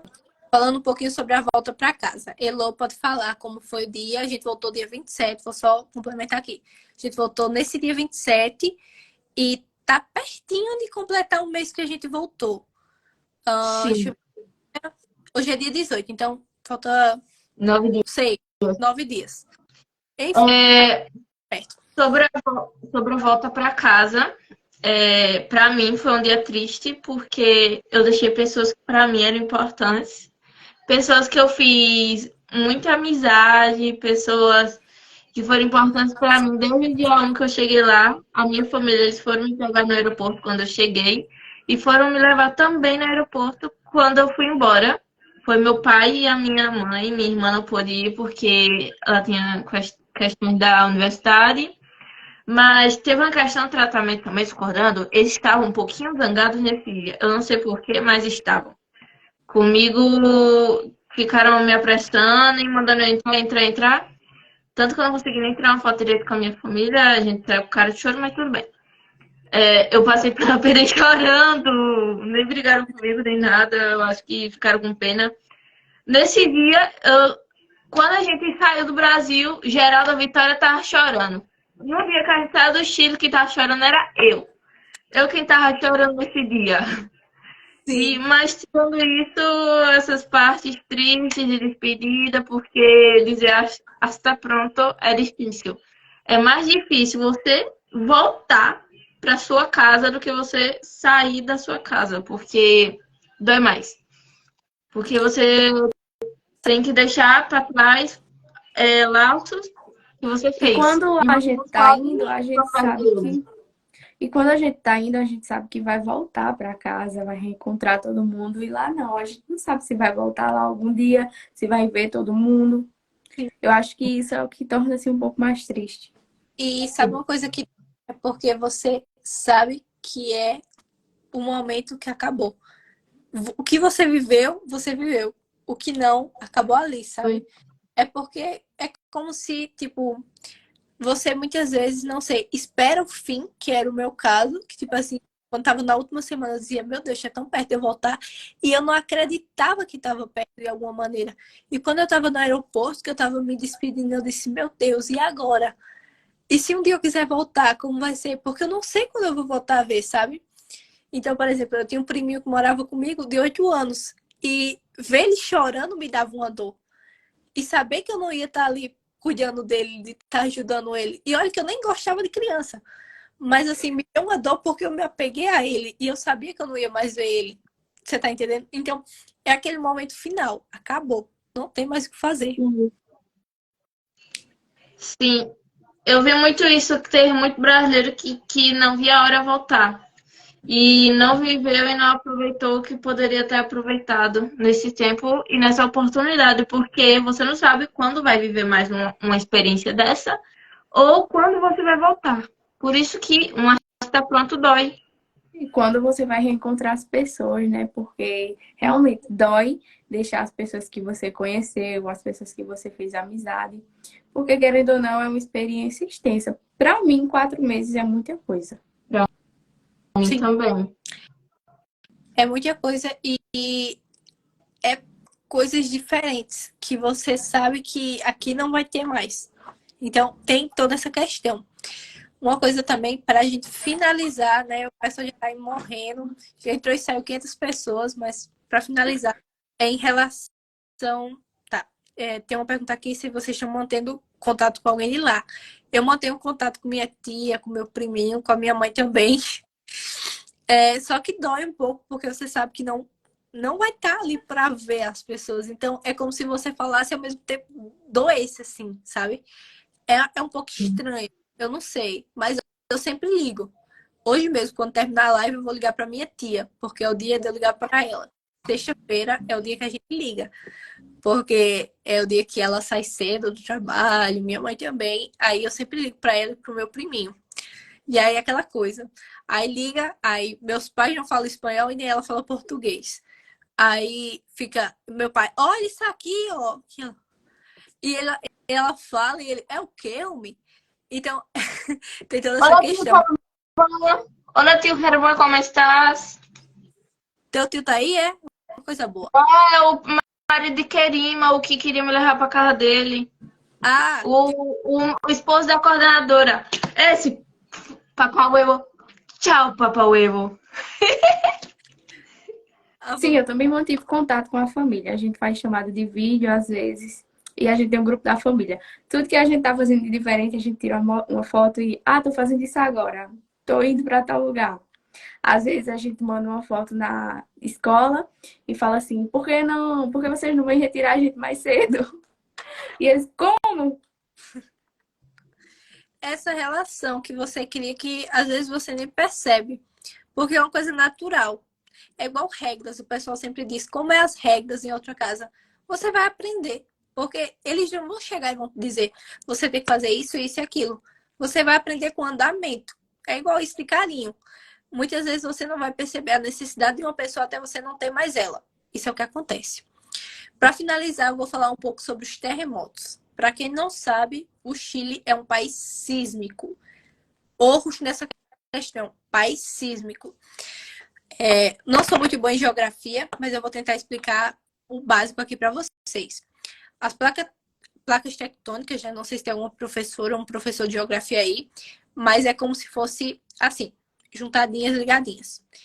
E as placas tectônicas do Chile é como se fosse assim, elas não fossem toda hora unidas assim, elas estão sempre se movimentando, que não é o caso que acontece no Brasil, que é como se fosse assim, paradas, são estáticas. A do Chile, elas se mexem. E esse movimento delas é como se fosse para deixar elas encaixadinhas. E o que acontece? Nesse movimento das placas ocorrem temblores e terremotos. Terremotos têm basicamente um nível, eu acho que é de 0 até 9. A partir de 9 já é um terremoto. No Chile, os terremotos, que são terremotos, mas lá eles chamam de temblores, ocorrem, não sei, 4 ponto alguma coisa, 5. Eu já peguei até 7, eu acho que a gente já pegou. Então, por exemplo, existem terremotos de magnitudes. Por exemplo, terremotos rápidos. É aqueles que o movimento das placas é assim, ó. Então, quando ocorre esse movimento, acaba que aquele choque assim depois para. Existe, não sei, temblores lá que eles falam que são mais lentos. Então, para as placas se organizarem, demora um pouco. E isso a Terra vai tremendo baixinho, assim, sabe? É como se, sei lá, tipo, você tivesse com o carro ligado e você estivesse dentro. Então, existem muitos tipos. E lá tem terremotos a cada 10 anos. 10 em 10 anos tem terremotos. E, por exemplo, ocorreu um terremoto em 2010, deveria ter acontecido um terremoto em 2020 e não aconteceu. Então, por exemplo, eu escutava muita rádio deles lá e eles falavam a Rádio Açúcar. E falava sempre, pessoal, tá tendo muitos temblores, né? Que são esses terremotos mais fracos. E talvez tenha terremoto esse Isso ano. A gente para eles é um sinal de que vai ter um realmente forte. sim, e eles não têm como E eu prever quando. que na nossa última semana começaram a espalhar umas notícias que eu não sei se eram verdadeiras ou falsas, que do dia 21 ao dia 27, eu acho, ia ter um mega terremoto. Sim, E eu ficava, eu quero ir embora antes. e era uma coisa que assustava, só que eles Sim. não têm essa previsão. Eles não têm tanto medo quanto a gente. Para eles é como se fosse ser normal. Eu acho que eu me adaptei. Eu dizia que eu era chilena, porque eu não me importava. Por exemplo, não sei, a terra tremeu. Tremeu, tá bom. Às vezes nem dava para sentir, a gente só sabia depois porque alguém comentava. E sempre sai aviso. Por exemplo, no meu celular, quando faltava 5 minutos, saía assim um aviso. Um aviso. Ah, vai temblar, algo assim, um terremoto de tal magnitude. E depende muito da região onde você tá. Agora, assim, os terremotos são algo que assusta para quem não conhece bem o Chile. Só que se você conversa com um chileno ou com uma chilena, você vai ver que eles são muito de boa em relação aos terremotos ou os temblores. Porque para eles é algo natural, eles já estão acostumados com aquela realidade. Então, você tem que se acalmar, né? Quando eu estava no Brasil falar no Chile tem terremoto. Eu fiquei, meu Deus do céu, se eu passar por um terremoto. Mal sabia eu que ia passar por uns 6, 7. E muitas vezes eu sentia. Acho que o único dia que assustou um pouco foi um dia que eu estava em chamada. Foi o último dia que aconteceu. Sim, não sei. O último dia que aconteceu, enquanto a gente estava lá. Foi o mais forte. Eu me lembro que o terremoto que eu mais senti foi que eu estava assim, em chamada com os meus pais. Eu estava no quarto e, não sei, do nada, sabe quando você tá naqueles carros bem antigos, tipo um Kombi velha? Pronto. A casa parecia que estava andando assim, ó. E passando por umas montanhas, assim, eu não sei o que era. E eu me assustei. E aí meu primo de 8 anos, sai pela janela, sai pela janela.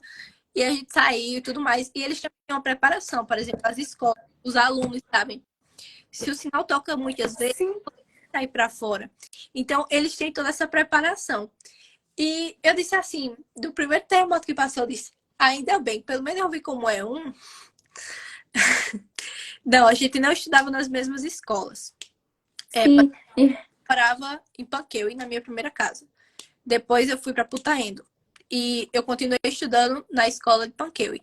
Sara morava em São Felipe, ela estudava no colégio de São Felipe. Inclusive, em Santiago. O meu, Heloísa Sim, ficava. em Santiago.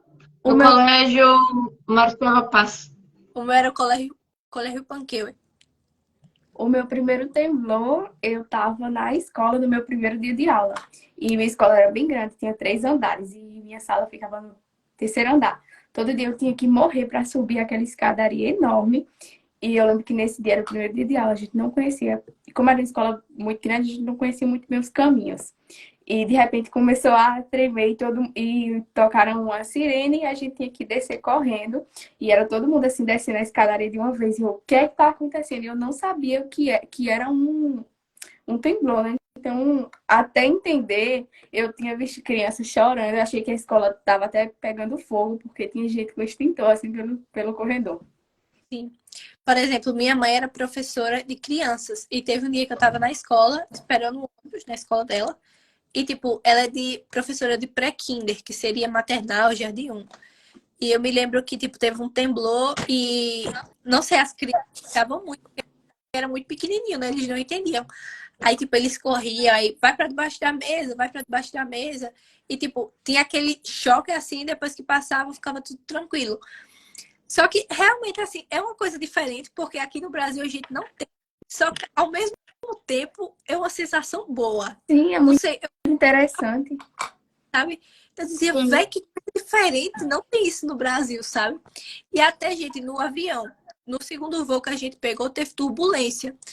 E aí, tipo assim, era o avião, brrr, e eu, nossa, dá pra fazer até palavras cruzadas, porque eu já tava acostumada com os temblores, então pra mim não era uma coisa, sabe? Eu gostava de sentir os temblores. Eu acho que eu sou a Eu pessoa. amava temblor. Eu chamava. Espero que temble, Cone. Espero que temble. Eu chamava, eu invocava os temblor. Meu Eu Deus, também. Eu também sou brasilena. E tu? Tu é eita, brasilena. Elô, tu invocava os temblores. Acho que era por Invocava. isso que tava. Eu Eu acho que chamava era bem por assim, isso que tava chegando um mega terremoto, viu? era Heloísa, culpa. Não, não chamava terremoto, não. Chamava temblor. É diferente. E o melhor é, né, mãe e pai muito preocupados. Aí eles, meu Deus do céu, que perigo. Não sei Sim, o quê, e Não, a casa vai a cair. E casa vai olha, cair, as Sara. casas de madeira lá, a maioria das é feita de madeiras. E eu pensava, meu Deus, se der um terremoto. Aí eu fui pra Santiago, né? E aqueles prédios gigantes. Aí eu, véi, imagine se tem um terremoto aqui. Ave Maria, cai todo mundo. Só que não, é uma coisa natural. Ah, tem uma pergunta. a gente não Não, a escolheu gente não escolhe. as famílias que nos escolhem, eles que escolhem a Não, gente. na verdade, Elô, quando faltava um pouquinho de tempo antes de eu vir, eu descobri que as famílias não escolhem. A gente faz aquela carta, mas no fim nem é a família que lê. Porque é a Inside Não, não, que não. envia a gente para a família. Porque a Inside ia enviar 2 estudantes para minha casa, só que minha mãe disse, não, eu preciso ler. E ela só teve acesso às nossas cartas porque ela conhecia a coordenadora na nossa região. Mas Pronto, a maioria, porque- grande maioria ah, mesmo dos estudantes, eles são enviados.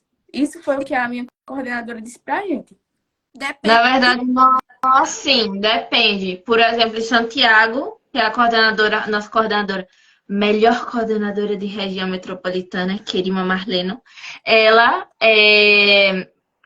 ela envia as fichas, as famílias vão na casa dela e as famílias leem as nossas fichas e nos Eu escolhem. Não é acho que desse depende da jeito. Onde eu região, Depende porque na pode região ser. que eu morava, nas cidades próximas, os alunos eram designados, não escolhiam. Tanto que não ia ser eu e o outro moço para minha casa. Ia ser outras pessoas. Só que depois a gente foi escolhido. Na minha região foi assim. Foram, tipo assim, de a coordenadora e ela colocou um anúncio. Assim, né? Vai vir brasileiros aí, quem é que quer? No E Instagram, sim, no Instagram e no Facebook. a gente até fazia brincadeira, falando assim, Vamos- se meus pais souberem que a gente está sendo sorteado no Instagram, a gente nem sai de casa. Tava, peraí.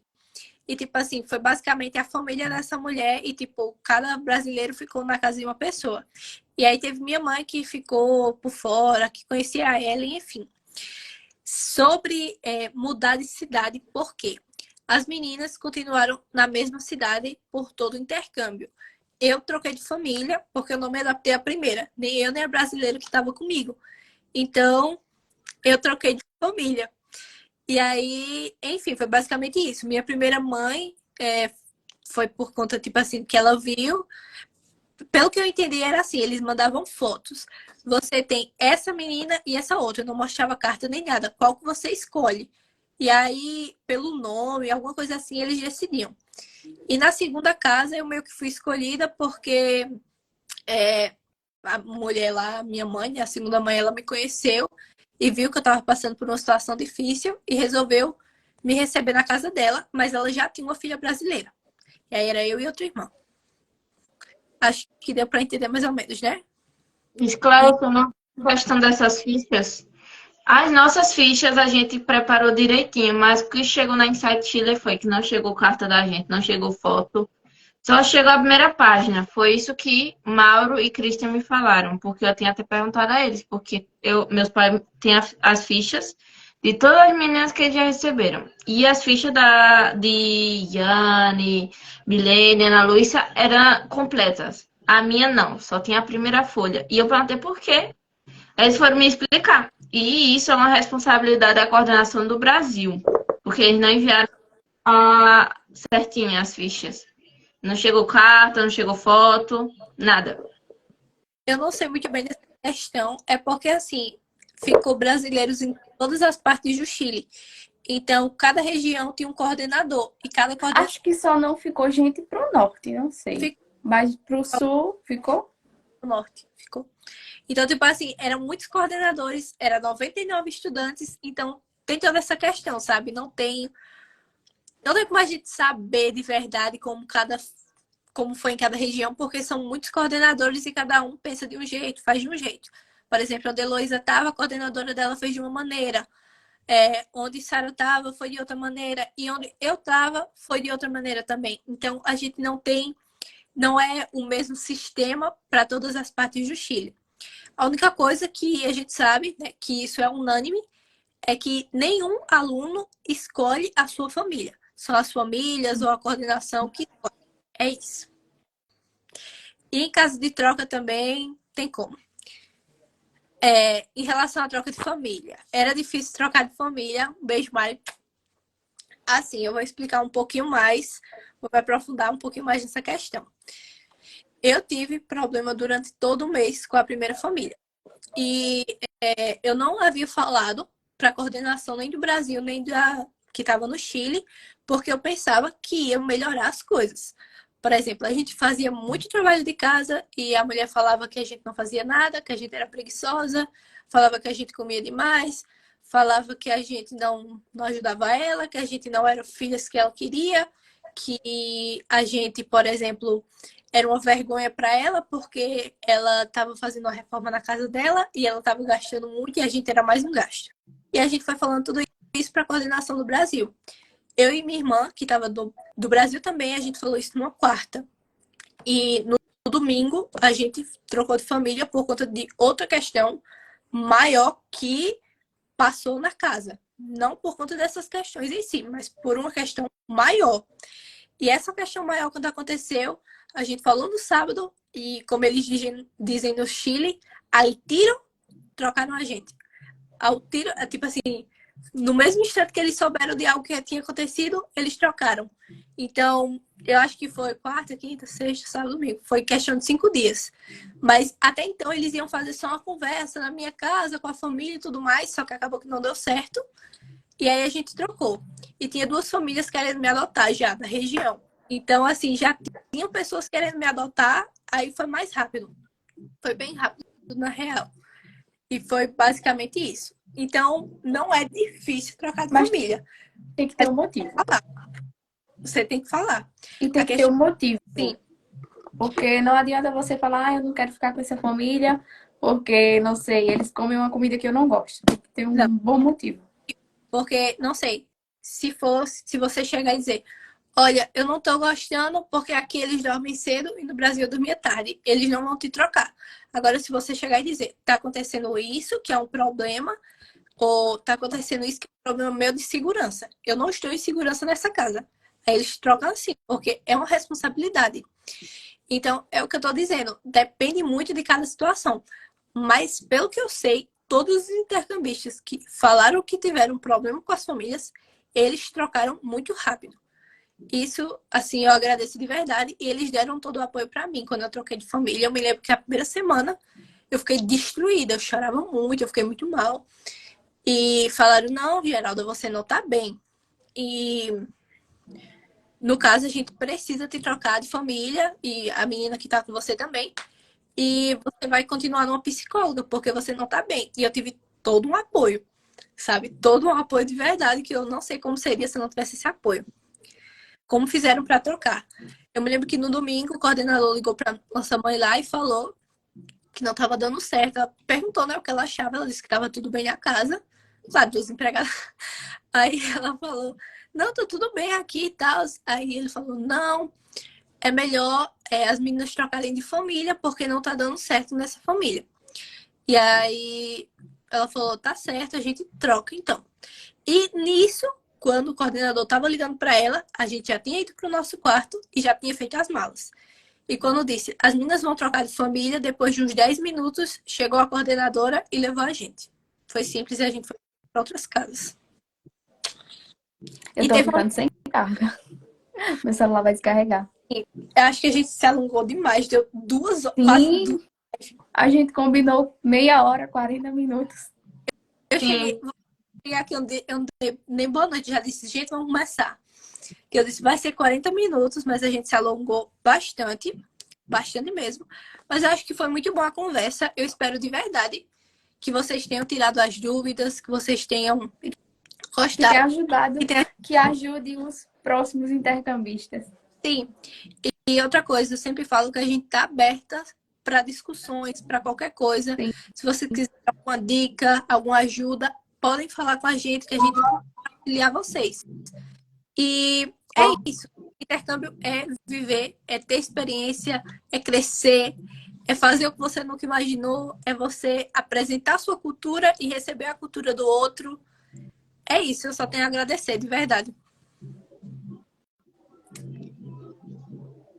Eu igual. Qualquer coisa, se você tiver alguma dúvida, é só mandar mensagem no Instagram, eu sempre respondo. Porque sempre tem alguém que tem curiosidade em saber, porque sempre tem, né? Que quer que comparta, como foi a experiência. E para mim foi uma oportunidade de crescer, viver mais. E é isso. Uma coisa que eu digo é que intercâmbio a gente tem que sempre conversar sobre, porque as pessoas têm uma visão idealizada de intercâmbio. Que é tudo perfeito, mas na verdade não é assim. Não sei, eu vou chegar em outro país, eu vou aprender uma língua e eu vou chegar numa família perfeita, numa escola perfeita. Ah, eu Na vou real, a passeio. Não, a gente também estudava. tem toda uma questão. É uma vida que você vai construir lá, com pessoas Começa diferentes. do zero, porque você não conhece ninguém, você nem mal entende o idioma. Porque e você não sabe nem falar a língua deles. Você é como um bebê que está aprendendo a formar frases. Um papel em branco. Então, e você não pode desperdiçar essa chance, porque é uma história que você vai ter uma folha, não tem rascunho, não tem como você se preparar antes. É ali, ponto. E eu espero de verdade que a gente tenha ajudado de alguma maneira. E a gente fez essa live, entrou muita gente de verdade, eu nem imaginei essa quantidade de pessoas. E se tiver uma pessoa, eu acho que se tiver só uma que ficou motivada de alguma maneira a fazer intercâmbio, ou que a gente ajudou da maneira mais singela possível, eu sinto que eu estou com a minha missão cumprida. Sim. Que a gente deveria fazer, que é ajudar vocês. E obrigada a todos que continuaram até o final. E aos que saíram hoje também, né? Pela atenção. Todos. Vocês estão aqui. Como fizeram uma separação do dinheiro para se organizar? Se sim, como vocês separaram os próprios dinheiros? A gente ganhou, como eu já havia falado, uma quantidade de uma vez. Então, por exemplo, eu não gastei esse dinheiro aqui no Brasil. Eu guardei todo para eu usar lá no Chile. Quando eu cheguei lá, eu usava para as coisas principais, não sei, saídas, passeios que eu realmente queria, comida, o que eu queria comer, eu comia. Não tinha essa besteira, não sei, para o que eu quisesse fazer com o meu dinheiro lá, eu fazia. Só que era aquela questão de conveniência. Isso me convém, isso não me convém. A gente tinha a ideia de que seria 1.500 por mês. R$ 1.500 a cada mês. Só que, por exemplo, tinha mês que eu excedia e tinha mês que eu usava menos. No primeiro mês eu acho que eu gastei só R$ 200. E, enfim, varia muito. Agora, uma dica em dinheiro que eu digo é, se você vai passar 4 meses, não gaste nada desse dinheiro no Brasil, deixa todo para usar lá e você divide, não sei, essas parcelas de 1.500 ou não sei, metade. Isso aqui é o que eu vou passar 3 meses do meu intercâmbio ou 2 meses e meio. Você vai separando essa quantidade para não chegar, você gastar tudo nos 2 primeiros meses, por exemplo, e nos outros dias você ficar sem dinheiro. Então, é interessante você ter essa ideia. Se controla nos primeiros meses e, assim, no terceiro e quarto mês, que já está mais próximo de você voltar, ou não sei se for um intercâmbio de 6 meses, você economiza nos 3 primeiros ou nos 4 primeiros meses e gasta um pouquinho mais nos últimos 2, por exemplo. Basicamente isso. Deixa não gasta tudo de primeira. E aconteceu alguns problemas, né, com muitos intercambistas em relação ao cartão. Eu tive problema com o meu cartão, então no primeiro mês eu não podia movimentar para nada dinheiro. Graças a Deus que eu não precisei. E nos outros meses, não sei porquê, mas eu tinha um limite no cartão que depois que eu atingisse esse limite, eu não conseguia tirar mais. E eu não poderia resolver isso de lá. Para resolver, eu teria que estar aqui no Banco do Brasil, que era o banco, né, do cartão. E não tinha como, então eu tive que me virar com uma pequena quantidade de dinheiro por mês. Mesmo que eu tivesse dinheiro, eu não conseguia sacar. Isso me privou de algumas coisas. Só que como minha família tinha lá boas condições de vida, então acabou que deu tudo certo. Uma dica que eu dou, do fundo do coração, se vocês, eu creio, né, que nos próximos intercâmbios vai continuar sendo o Banco do Brasil, o banco que a FAPESC, que é a empresa, deposita o dinheiro. Então, eu acho de extrema necessidade, vocês forem fazer o cartão de vocês ou abrirem a conta, vocês frisarem que querem o cartão internacional. Porque a gente recebe um cartão amarelinho. O meu funcionava de boas. Só que tinha gente que não funcionava, que era o caso de Sara. E o cartão azul, que é o internacional, ninguém teve problema. Então, se for uma dica, quando vocês forem fazer o cartão de vocês ou abrir a conta, frisarem que querem o cartão azul, o cartão já internacional, para que você não precise habilitar.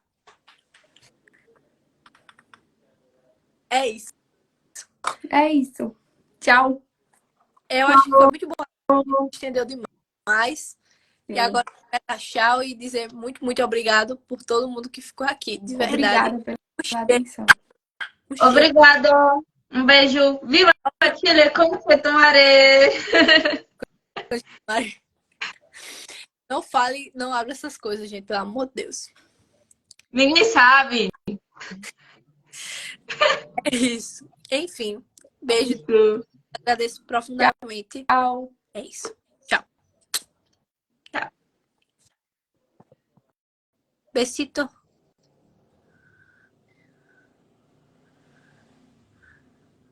Eita, como é que eu desligo agora? Oh, meu Deus. Deixa eu ver como é que desliga aqui.